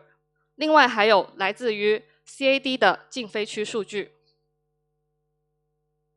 接下来我讲一下Smart Route 4大核心功能的一个具体技术实践方式。首先呢，我们是从 CSDI 门户网站上下载到那个倾斜影像数据，然后我们把它录入到我们 Ganos 空间数据引擎里面去。接着呢，我们把这些倾斜影像数据呢就整合成一个个的区域的3维模型。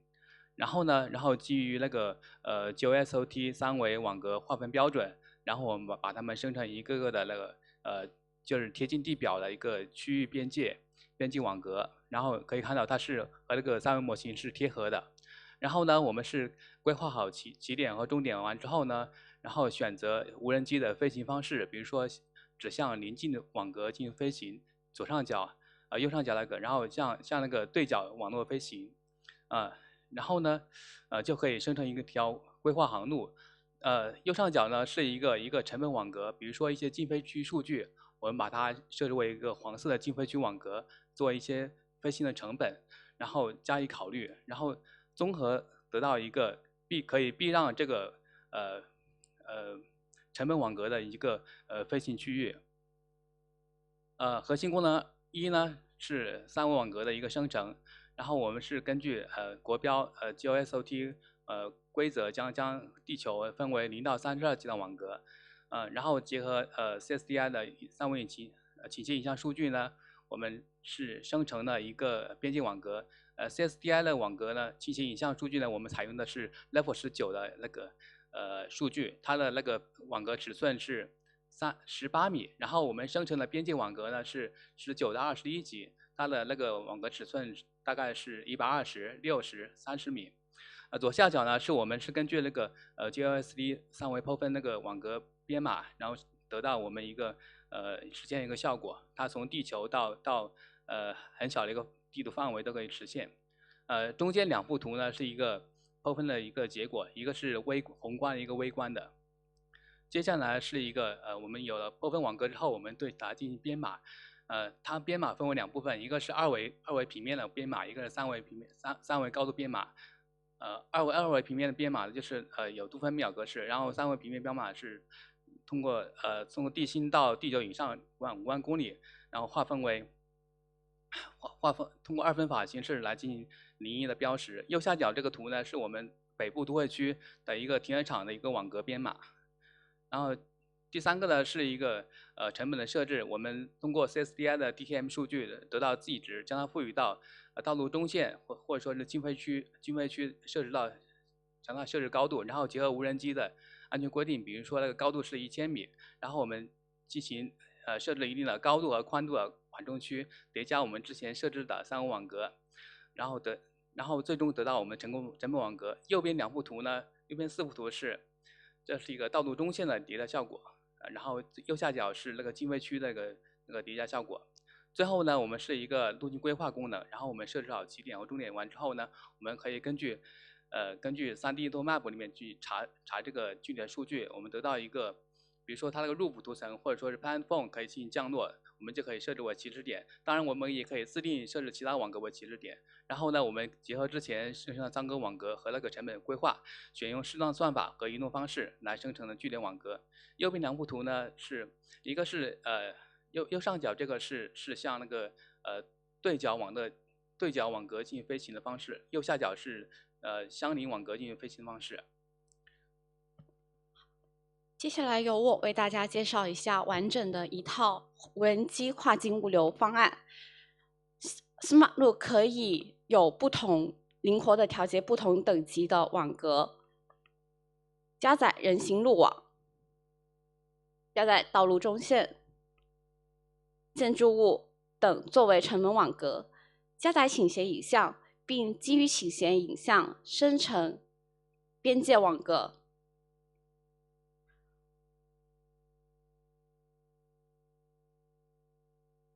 我们可以看到，边界网格是可以完美的适配到我们的倾斜模型的。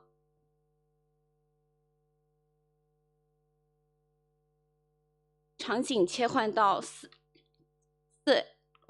4S 汽车 4S 店，车主急问：怎么办？我的车坏了，我想要今天内就修好，能做到吗？这个零件只有深圳有，但是不要担心，我们有无人机跨境物流。起飞点输入深圳湾口岸，降落点输入 4S City。Smart Loop 可以调用 3D Inomap 地图，自动匹配到相对应的天台。我们发现 4S City 上天台就可以作为降落点，立刻生成路径。通过不同角度，我们看到路径网格和边界网格并没有产生重叠的部分。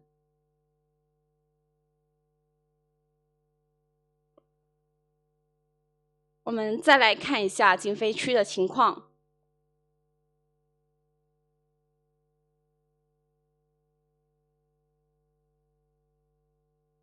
通过增加禁飞区作为成本网格，重新再次规划避让路径，我们可以看出，无论是从 2D 还是 3D 的角度，路径都完美的避开了高成本的网格区域。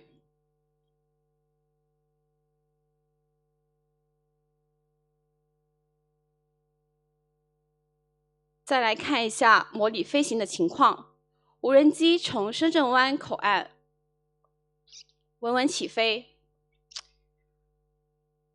沿着避让路径一路畅行，大概只需要12分钟就可以达到4S City 的天台，汽车零件也在12分钟内及时的降落运送到对应的地点。Smart Loop 致力于提供一个低空交通网络规范并可管理的。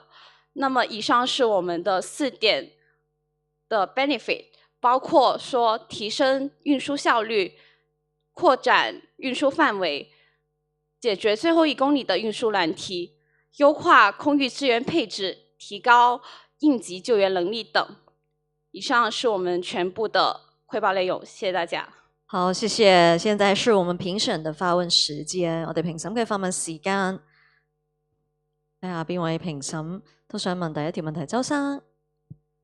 我想問一下，你們在規劃這個路徑的時候，有沒有考慮到一些跨境物流的相關的一些政策報關，或者是你們的 data 會和這個 boundary 兩邊的 authority 有這樣的一個數據的接口嗎？這個數據接口我們是可以開放的，就包括我們這個平台所有的數據生成的網格，我們的規劃的路線都是可以開放給有需要的機構去調用。然後關於政策這方面，因為現在國家和政府都在大力的推行這個低空經濟，並且支持這個跨境物流的發展，所以我們是認為在不久的將來，這個政策是可以得到大力的支持的。好，那我再问一个问题是，你们这个是基于一个空间的网格的这样的一个规划，当然是在一个完全 perfect condition 里边的，这样一种网络的规划，你们会不会有什么数据接口是考虑到，比如正在进行的这个其他的飞行器，或者是有其他的飞的鸟类的迁徙，或者是天气的影响，你们的这个路网的规划会不会有这些其他影响因素的这些 consideration？ 这个你会看到，我们系统只是一个最基础的一个基础功能，然后后续这些东西的话，如果应该是可以考虑的做到系统里面去的。就是只要有这个数据在，那就可以接入到我们的系统里面，然后再结合这个成本网格去进行计算和分析，再去优化一条更好的一个航飞路径。我有请陳生。Thank you for the presentation, and I wish to ask a question. I'm very interested in your grid generation, but in Hong Kong, most people or public at large only recognize our position as maybe from address. Can you advise a general public how you can transform or translate the address 3D to your 3D grid so that you can process your LAE route?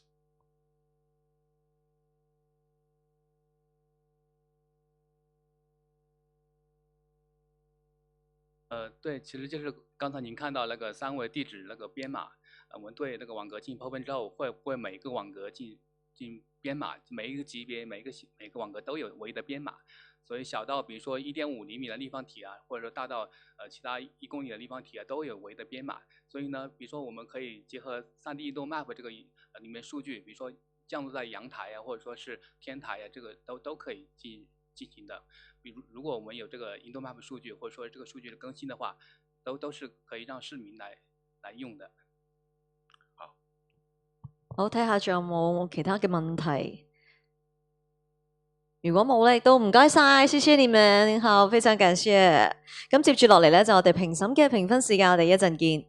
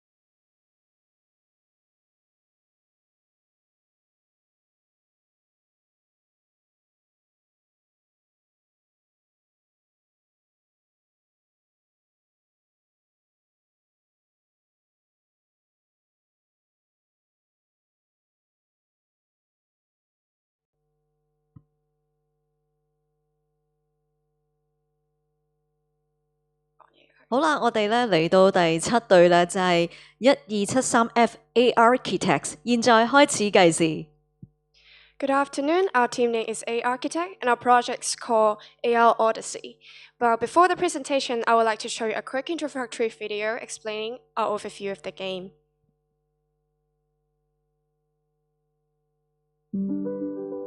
Hong Kong draws millions of visitors, but most stay in the city center. How about the north? It's full of untold stories and natural wonders. AR Odyssey is a water-themed adventure in Tin Shui Wai. More than a game, it's a platform bridging culture, ecology, and tourism. After data-driven selection, we've pinpointed key locations from macro to micro. Through the game plot, connecting places with development potential, the role of drainage and diversion can be achieved. Friends explore together and take AR photos. It's intergenerational fun meets viral tourism. The coins earned through the game can exchange real-world rewards, simulating local economy. It's not just a game, it's a rediscovery of the city's edge. This game mode can be applied to other regions in the north in the future. Join AR Odyssey and let's write a new chapter in the northern metropolis.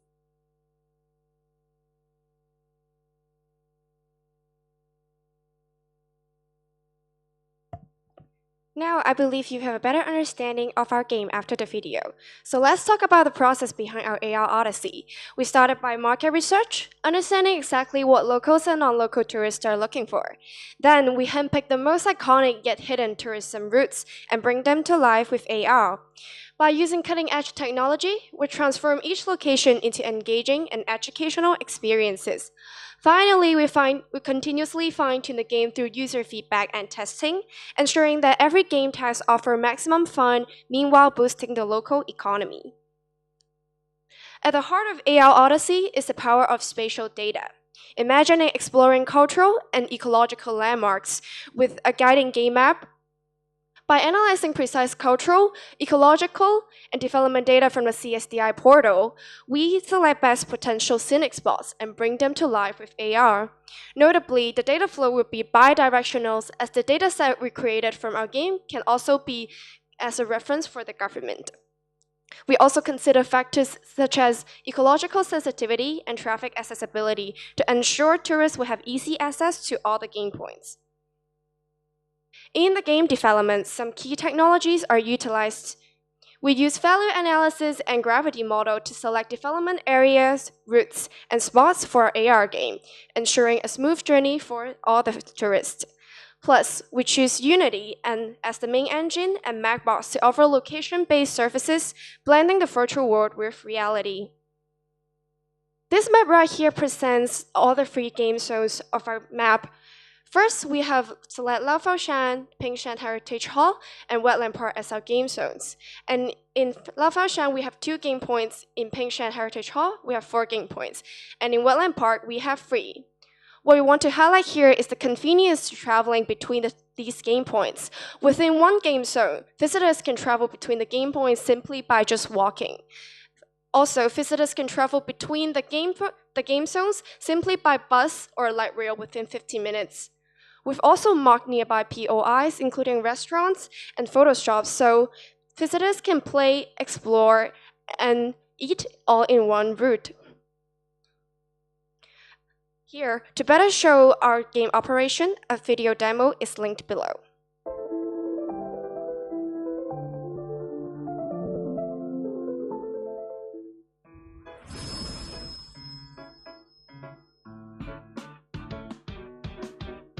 Hi there, welcome to my home. I am the Wish-tailed fox. Recently, the energy of the water spirit vein has weakened. I need your help to repair it. During this venture, the basic skill you need to have is keeping sharp eyes, finding the hidden tools to recover water power. Wow, you're so talented that already find the start point. Please start your journey ASAP. Follow the sequence on the mission board. You will be guided to the game point. Only if you reach close enough, you can enter the game mode. Here we are, the Tang Ancestral Hall. You must prove your ability to those who once been the Water Vein Guardians, because the Ping Shan map they have will help a lot to locate the secret place to recover power. The next step is to find the Feng Shui map. Combining the two maps, you will get the powerful water spirit vein. Look, the water spirit vein show us something. The wetland park. We should go there.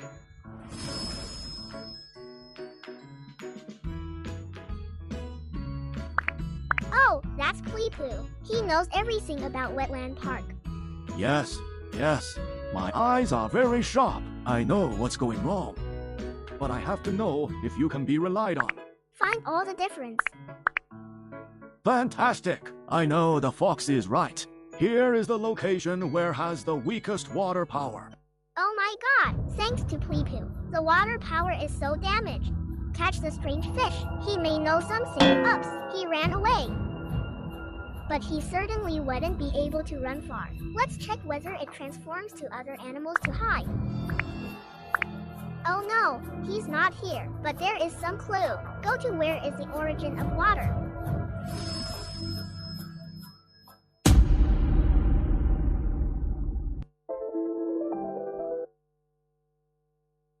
Some people may ask, how is our AR game different from other typical AR games such as Pokemon Go?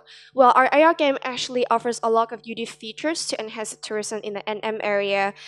It serves as a bridge between commerce, cultural, and conservation. First, we designed some quizzes related to local culture to educate tourists about the heritage knowledge. Then, our 3 major game zones in our game are interconnected by a water-themed storyline, which provides players an immersive storytelling experiences. We also set location-based tasks in lesser-known but interesting tourism spots to drive visitors to these unpopular attractions. The AR photo scene we provided in our game also allows players a virtual photo experiences, providing them a chance to have unique snapshots and social media sharing. Last but not least, we also designed a reward exchange system. Players can redeem their game points for merchant coupons and therefore boosting the local economy. Another question you may ask is, what parties can be benefited from our game? Actually, a lot of the stakeholder groups are benefited because our game has a great potential to boost tourism in Tinshui and in future. As shown in the questionnaire we conducted, visitors are very interested in exploring new attractions and revisit them through our AR game. For the local tourists, we offer a fresh and new travel choice, enhance their recognition of our local culture. On the other hand, mainland and foreign tourists, we can offer a more immersive travel experience for them and deepen their cultural understanding. For local businesses, we bring new business opportunities for them and increase their income. Last but not least, for the government, since our game boosts the local economy, we can activate idle resources and improve the satisfaction of tourists. One major concern raised would be, is our business model financially viable? I can tell you the answer is yes. Our benefit would be mostly from tourist spending, tourist job creation, local brand value, and the estimated cost will be mostly from game design, promotion, game development, hardware procurement, and some venue setups. Our business model is both flexible and scalable, with a recurring stream of revenues. In the initial stage of our game, will be mostly led by NGOs and government. When our business starts to grow, more local businesses will drive in through sponsorship, in-game advertisement, membership, and coupon system. In the foreseeable future, we are expecting more business partnerships such as launching AR-themed products with a brand. In terms of market awareness, we have 2 essential questions to answer. The first question would be how to attract people to play games on site repeatedly. We will offer seasonal exclusive games, such as hunting for virtual Easter eggs during Easter. We'll also give community a say in shaping the game's narrative. Also, we will offer rewards to players taking creative photos at cultural sites or sharing on social media with our branded hashtag. The second question is, can the game extend to other areas? The answer is also yes. For game expansion, our modular and scalable framework can facilitate a smooth migration of our game to new areas. We can effectively tailor our game to operate in different districts and ensuring a quick deployment and better market penetration. To boost the awareness, we will leverage social media platforms, outdoor advertisement in busy spots, alongside with partnership and brand alliances to further spread our game to the world. And this is the end of our presentation. Thank you. Thank you， 唔該晒。好啦，咁接住落嚟呢，我哋會係5分鐘嘅評審發問時間，咁睇下邊位評審有問題想問。蔡生。thank you for the presentation, and I think it's quite interesting with the gamification, gaming. So, well, you just mentioned the commercial model. Can you go back to that slide? Yep. So for now, what is the status for the development so far? Status, we've already developed the game. Yep. And unlike typical AR games where the virtual items and missions are standardized across the board, our game is completely and entirely built around the real cultural heritage and ecological resources of the real and specific locations. So the missions can be flexibly adjusted based on different areas, unique features, and development needs. So if you want more, then we can develop more. Okay, very good. So from your perspective, because you already have the basic, so if you want to further that, how much time and how much cost you want to estimate to go for the second phase development? I think I will start from the development costs, because the development costs include the investment in the initial stage of basic planning and maybe promotion fees and art design and so on. And the operational cost, maybe you mentioned the second stage, I think it contains like the customer service manpower and the maintenance So what fees. will it look like? How much amount? How much? Yeah. Very practical. I think question. maybe around 50,000. 50,000. Okay. And okay. according to the previous industry experience, I think we can achieve the break-even point maybe in several months. Okay. And after that. Second question. Yeah. Have you worked with some NGOs or some government bureau before? Yeah. No, but we plan to have the cooperation All with right. NGOs. All right. Yeah. So okay. far not. No more question. Thank you. 好，咁睇下仲有冇其他嘅問題？好，陳生。Thank you for the presentation, and I very appreciate the integration of CSDI data into gaming. If I ask, what's the first target group you wish to reach out? Which category of users are you focusing more? I think it's the local residents. Local residents. Yes, local residents, and then the tourists from mainland. Okay. Yeah. So if just following up or echoing Ricky's question, how would you allocate your resource, and how would you develop your applications so that these potential users will be very interested in your game? I think the first one is that we will timely update and release the festival exclusive game, so people will feel engaged and fresh. And the second point is that we will strengthen the community engagement and social interaction by setting up the UGC, the user-generated contents modules, because when their contents get noticed and become part of the game, I think they cannot walk away because they cannot leave their own creations. So in that way, they will stick around more.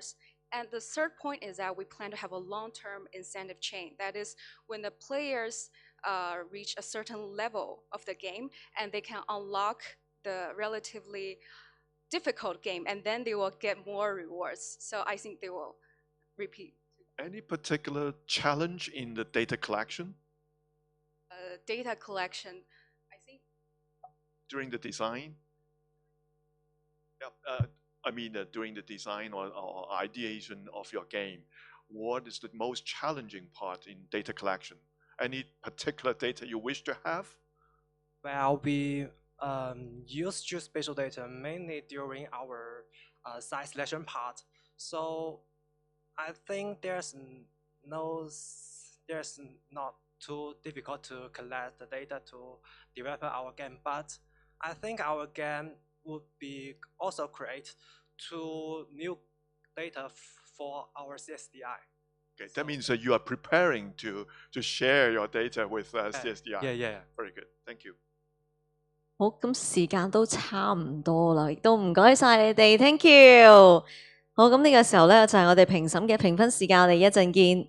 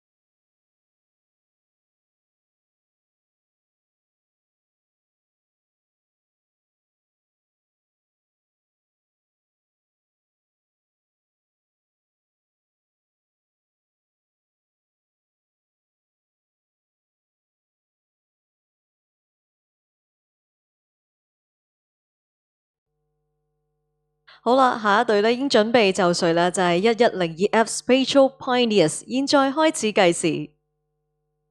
Good afternoon, everyone. We are Spatial Pioneers. Today we'll embark on a journey towards a more harmonious and sustainable future development for the Northern Metropolis. Looking ahead to the challenges posed by continuous population growth and urban expansion, we understand the pressing need for sustainable community planning that caters to the evolving needs of the residents. Allow me to introduce to you our project, Tomorrow Filled by Yesterday, TFY, emphasizing a human-centric approach to reconsider our existing community. In the Northern Metropolis, other than the new development area NDA, it also consists of 4 new towns. Over the past several decades, this area has faced criticism for falling short in providing sufficient open space and leisure facilities for their residents.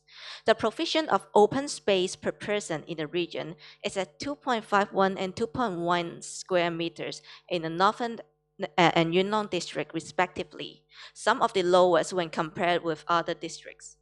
With the recommended standard set at 3.5 square meters in the Hong Kong 2030 Plus strategic study, it became evident that there is a substantial gap between the current provisions and under the past planning strategy and future aspiration.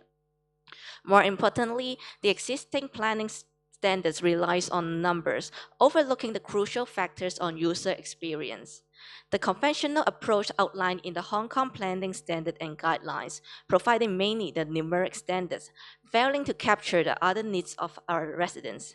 Aspects like accessibility, distribution, and the thoughts of the users towards the space are less considered. In order to catch up with the global trend of the 15-minute city concept, our plan decisions should prioritize public thoughts and accessibility in assessing existing landscape of leisure facilities and open space within the new towns. The above 2 challenges would allow us to reflect. Do the existing new town design really match with the needs of the residents? How can we understand the genuine needs of the people?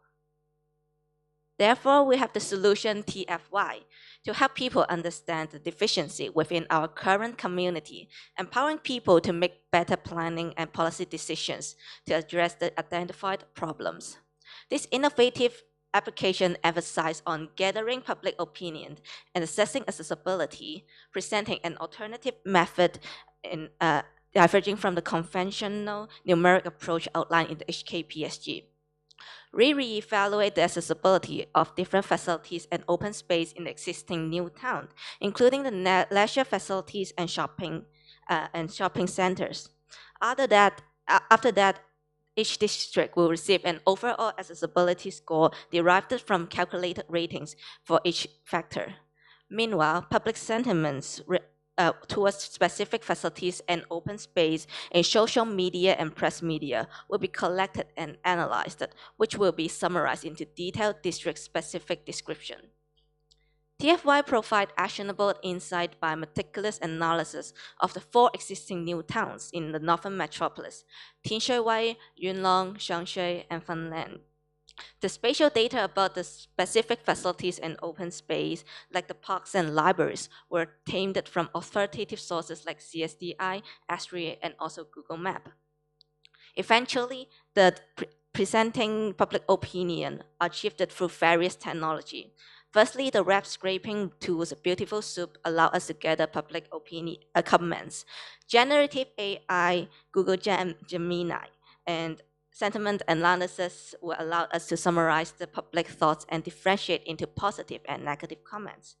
Below, we will have a more detailed explanation video that introduces the mechanism of our prototype. From existing new towns, the application generates insights by analyzing several key aspects of urban life. At the current stage, it focuses on analyzing the accessibility of parks, leisure facilities, and shopping malls, establishing information about how easily residents in these new towns can reach these places. The main page presents a map highlighting the 4 targeted new towns in our study. When the user hovers over any of these towns, the 2 key information pop up, which is the development score on the left and the public opinions on the right. The development score on the left is the overall evaluation results on accessibility, calculated based on how accessible various facilities are, both on foot and via transport, and the public sentimental analysis towards the facilities. The facilities mainly included so far are parks, leisure facilities, and the shopping malls. On the right, public opinions provide an overall score summarizing how the public perceives the new town's planning. It includes a Gen AI-generated summary of insights drawn from social media posts and online commentaries, which allows urban planners to quickly understand the public's needs.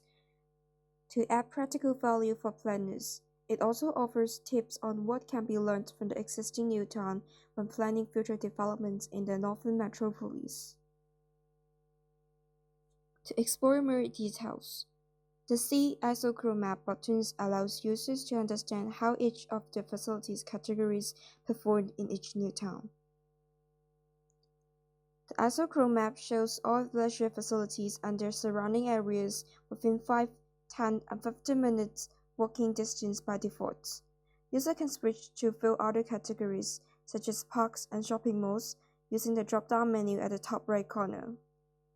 For each facility shown on the map, users can hover over the point to see additional details, including its public rating extracted from Google Maps with relativity and sentimental analysis. It also provides an AI-generated description summarizing the public comments and sentiments. Furthermore, we analyze how many public transport stations each facility can reach within 15 minutes, including MTR stations, light rail stations, and buses or minibus stops.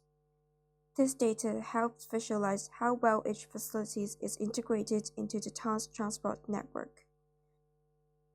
With these tools combined, users gain a clear understanding of both the quantitative and qualitative aspects of the existing planning of the new towns through the model.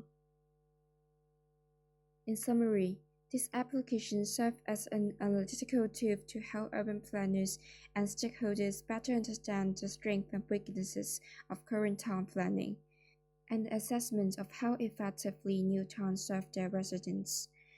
By combining spatial data and public opinions presented with user-friendly Gen AI summary, we aim to help urban planners and policymakers make informed decisions for future developments in the northern metropolis, ensuring future cities can become even more livable, accessible, and sustainable.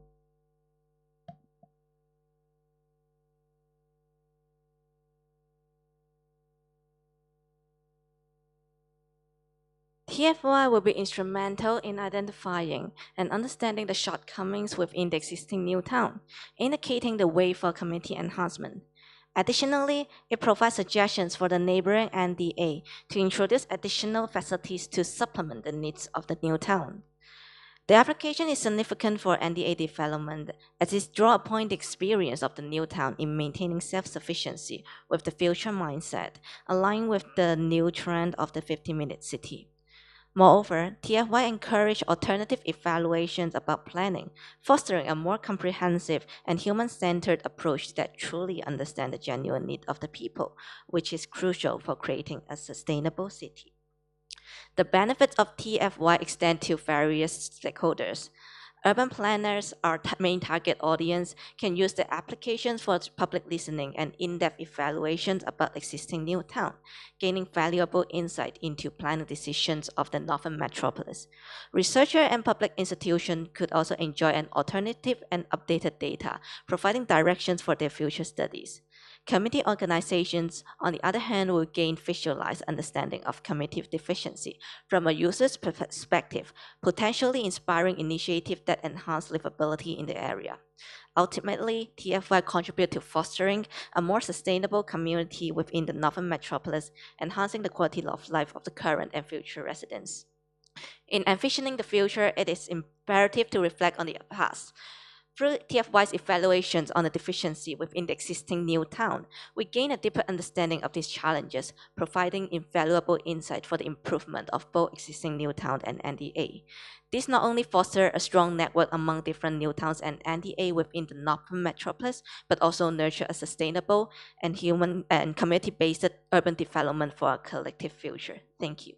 Thank you，多謝晒你。咁接住落嚟就係我哋評審嘅發問時間，睇下有請蕭生。Hi, thanks for the presentation. I have two questions. The first one is the system relies heavily on the public ratings of each location. Where are those data drawn from? The data is mainly drawn from Google Maps because there is the comment for the facilities, and apart from the comments from the Google Map, we also draw some from social media like Instagram, Facebook, Threads, and also some supplements social media page that by some community organizations like the Hong Kong like some Facebook page about that discuss about the planning. Okay, and my second question is that each user group has different requirements for parks and leisure facilities. If we introduce this element of age into your system, how can you adapt to different user groups' needs and showing which facilities are most suitable for them or most in demand by them? So far, we don't have the age included in our prototype because we may not know the net user, the age directly from Google Map or the Instagrams. But I think it is a very good suggestions, and we will consider it if we can have the age of the net user reviewed, and we may consider it like differentiate into different age group and see the comments about them. But so far we may not be able to do that because some places really there are rarely people visiting there, so we do not have much public opinion about this place, and this may be some of the limitations of this. But for those with more reviews, such as the shopping malls, there are more people visiting and more people commenting it. I think we will be doing this in the future.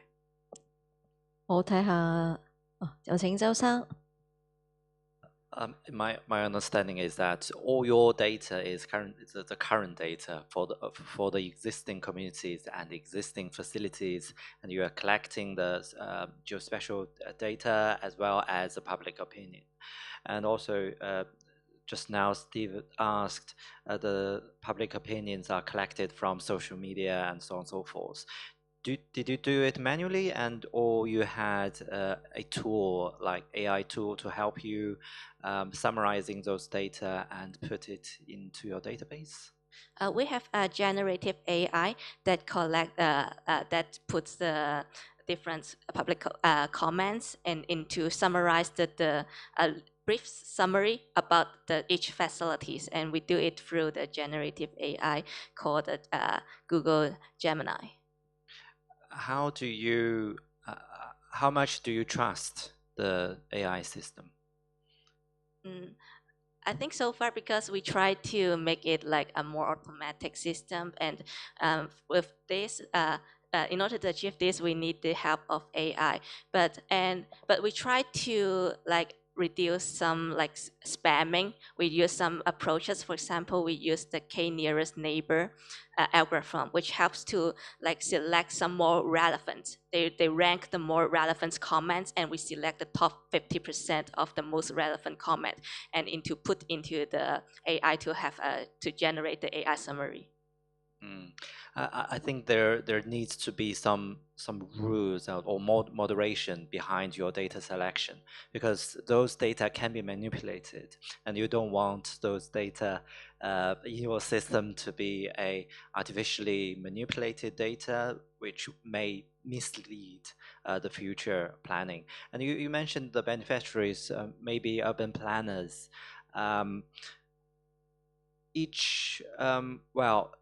A lot of different types of people do have their different needs. For instance, kids may want more playground, and the older generation may want more parks for them to have a walk around.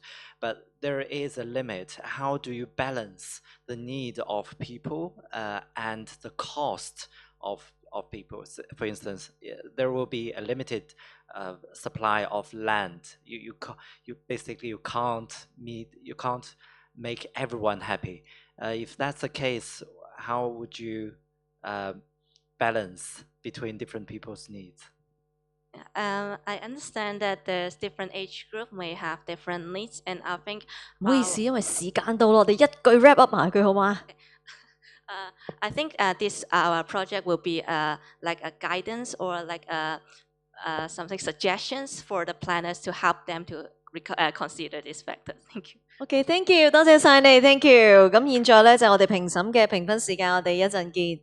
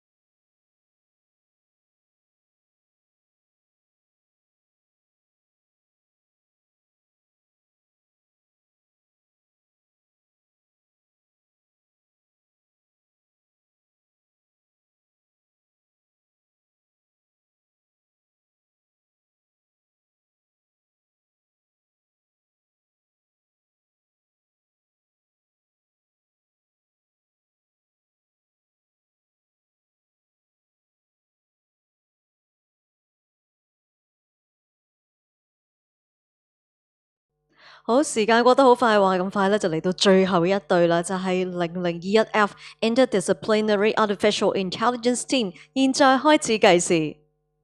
Good afternoon, judges and everyone. We are honored to be here to share with you all our developments at Abby. So imagine if there is a cardiac arrest patient in a remote area in the northern metropolis, waiting for an AED that's stuck in traffic, or a life-saving organ delayed by congested roads. every minute counts. So that's why we created Abby. And this is a drone delivery system for important healthcare deliveries. And we utilize spatial data to revolutionize healthcare logistics in the northern metropolis. So with the early development of the northern metropolis, the premature traffic and healthcare infrastructure, as well as the remote terrain, can delay critical supplies like AEDs, blood, and organs. In emergencies, these delays cost lives. We believe drones and spatial data can fix this by bypassing obstacles, reducing delivery time, and minimizing carbon footprint. With the use of ARGIS and network analysis, we can optimize routes for speed and safety, and even adapting to dynamic factors like weather. So regarding our projects, there are 3 key objectives. So first of all, to optimize routes by avoiding no-fly zones, terrain, and urban density, prioritizing proximity to hospitals and emergency landing zones. And secondly, to identify potential applications such as AEDs, organs, lab samples, and blood deliveries. And finally, we evaluate the feasibility by validating routes with real-time data and compliance with the drone regulations. All right, and now I'm going to talk about the data usage of our project. So basically, we're categorized into CSDI and Civil Aviation Department. So for CSDI data, we are actually having 6 categories. So firstly, buildings, medical institutions, land use, terrains, and transport network, as well as conservation areas.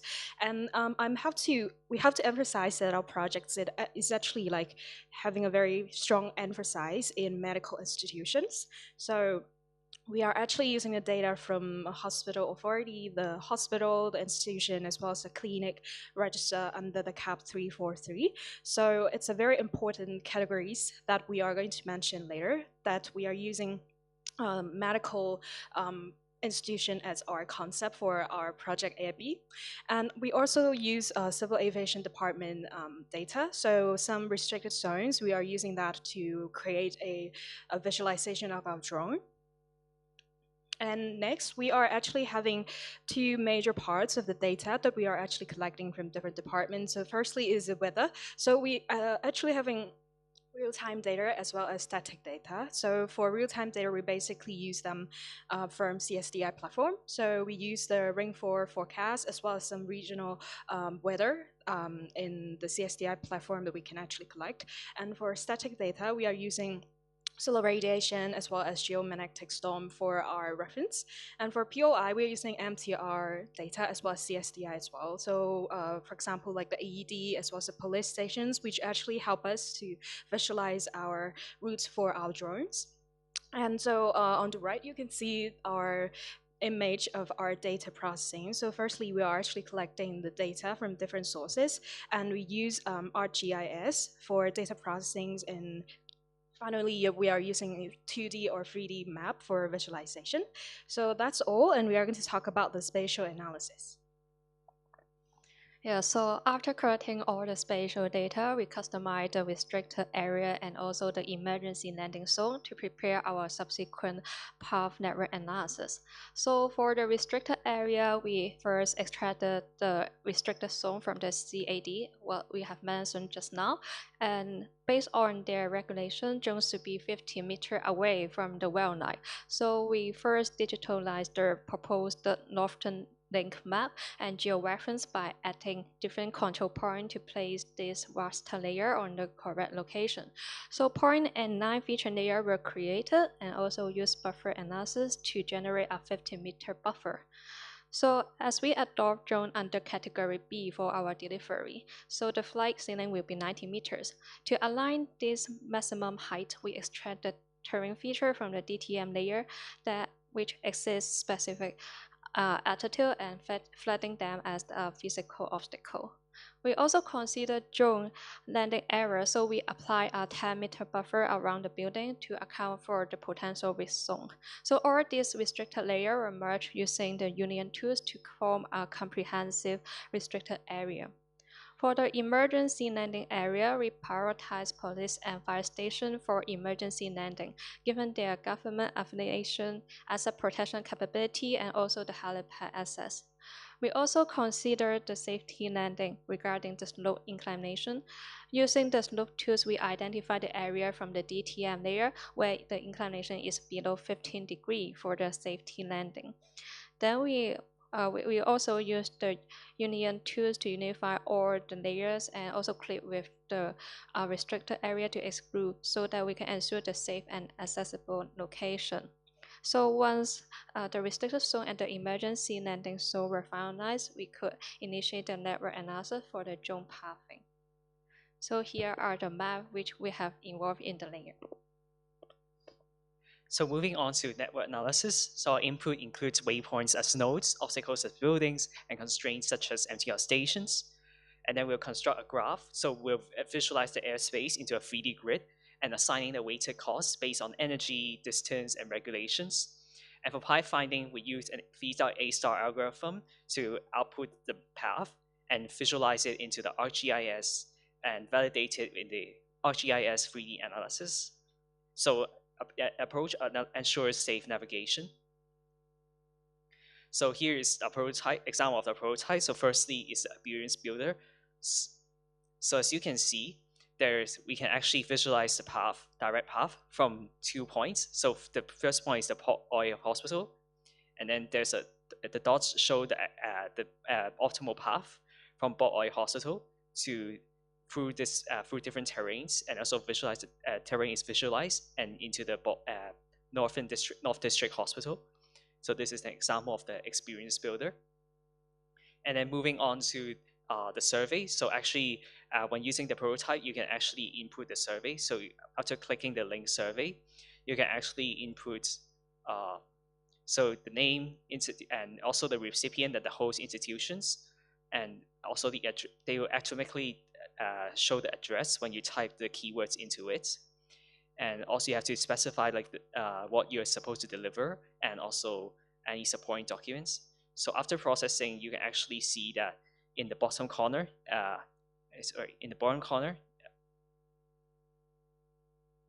there's actually a new input into the system. So actually shows that after the survey, you can actually input what you're trying to deliver, and automatically the route will be generated on the left. So this is the example of the prototype. So considering the real-life feasibility, we also further consider the drone requirements that can fit this system. So basically, to comply with our system, we recommend the use of the model DJI M600 Pro, because we looked into the literature and see that this model has been previously used in kidney transplants. And its weight also fits our local regulation, which is the Category B SUA requirement.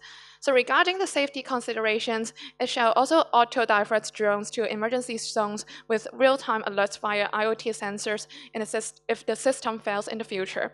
And in the future, more automated drone pods with charging stations, expansion of civil aid services, as well as proper hardware, for example, something called HOMAL monitor, which helps monitor the temperature and also vibration for the drones specifically for organ deliveries, can be installed to support the LB system. And we believe that LB isn't just about drones, it's about defining emergency care. So thank you, everyone. Thank you， 唔該晒。咁接住落嚟就係我哋評審嘅發問時間，睇下有請周生。So your system is just to help planning the drone's routes. Does it include? Do you provide the drone services? We design the optimal routes for the drones for medical deliveries. Just the route planning platform. The route. Yeah. Okay. You know, the medical emergencies can happen anywhere. How do you locate where the patient is, and do you have a strategic deployment locations of your drones together with the equipment? For instance, someone is going on a hiking route somewhere inside Kong. The location is pinpointed to one specific XYZ, and where are you going to develop your where are you going to deploy your nearest drone? Do you know where it is? Does it have the AED equipped to it? Is it capable of carrying it? When it reaches the patient, is there any obstacles, trees, power lines which may stop it being delivered? Have you thought about that? So I think in the first stage, so for our prototype, so far we try to locate the hospital, and also we try to focus on public hospital first. So try to deliver some like organs or lab samples. That is, we would say that is like semi-critical. So for the more critical ones like AEDs, because it can happen anywhere, as you said. So for those future development, we will aim for the addition of GPS system with the AirB, so that they can further detect the exact location of the people in need of these items. So right now, our prototype is only showing some exact locations that we have designated, like the hospital. And in the future, we will also expect that it should further expand to not only focusing on the public hospital network, but also those private hospital and also clinics, and also anywhere that need these kind of medical supplies. Yeah. 有請廖生。 So can I ask, who is the end customer? Is it the hospital or those like delivery company?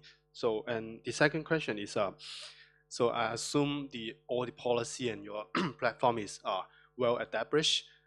What is the key adopt your solution? Yeah. So firstly, maybe I'll answer the second question first. So I think the key benefit is that there's a lot of unpredictability in terms of the road transport, in especially emergency weather and emergency conditions like typhoon. So or maybe traffic congestion. So I think this will really benefit the drone because it allows very efficient delivery, and moreover, it actually gives a most optimal path based on the calculations. So it actually avoids any things like traffic congestion that the traditional transport may have the problem. And regarding the target customer, I think firstly it's not just firstly of course it's the public hospitals that may require delivery of essential equipment between different hospitals in terms if there's transport of patients in other areas. And secondly, I think a lot of delivery companies, they may need to deliver the supplies maybe from a main hospital to a more peripheral hospital. And I think this is very important for a delivery company to transport in case of any emergencies. So I think these are two major customers too. And also to supplement a bit, I think because so far Northern Metropolis is still under development, so maybe their medical equipment and also infrastructure is less developed than other areas. So I think it's very important that we have this system so that in the future some supplies can be delivered from other areas into the Northern Metropolis to support them. And especially sometimes for some of the organs or medical infrastructure is only available in some bigger hospitals, but not available in the hospitals in the Northern Metropolis. So it's important that we have this system. And nowadays, because we have the drone system, like the trial for those food delivery, but not yet medical delivery. So we think that it's very good if we can use the benefits of drone, which is the speed and also its capability to bypass all those obstacles for these kind of timely deliveries. 我哋仲有10秒。 Just a comment. Thank you for coming, and I appreciate the initiative. For the AED, on top of sending the AED to the people in need, perhaps you can also let people know where the static AEDs are, or install some AEDs on a moving platform, for instance, a fleet of taxis, so that you can answer where is the closest AEDs for the people in need. Just a comment. Sure, thank you very much. 多謝晒，都唔該晒 ，thank you， 多謝晒你哋嘅匯報，多謝晒，可以喺右邊離場。好啦，我哋組別4公開組嘅9隊入圍隊伍已經全部匯報完畢啦。我哋最終嘅成績咧會喺8月2號嘅頒獎典禮度公佈。喺度再次多謝我哋一班勞苦功高嘅評審，所有嘅入圍隊伍同埋線上嘅你哋，非常之感謝。咁而一陣間呢，我哋稍後仲有另一個組別嘅匯報，我哋一陣見 ，thank you。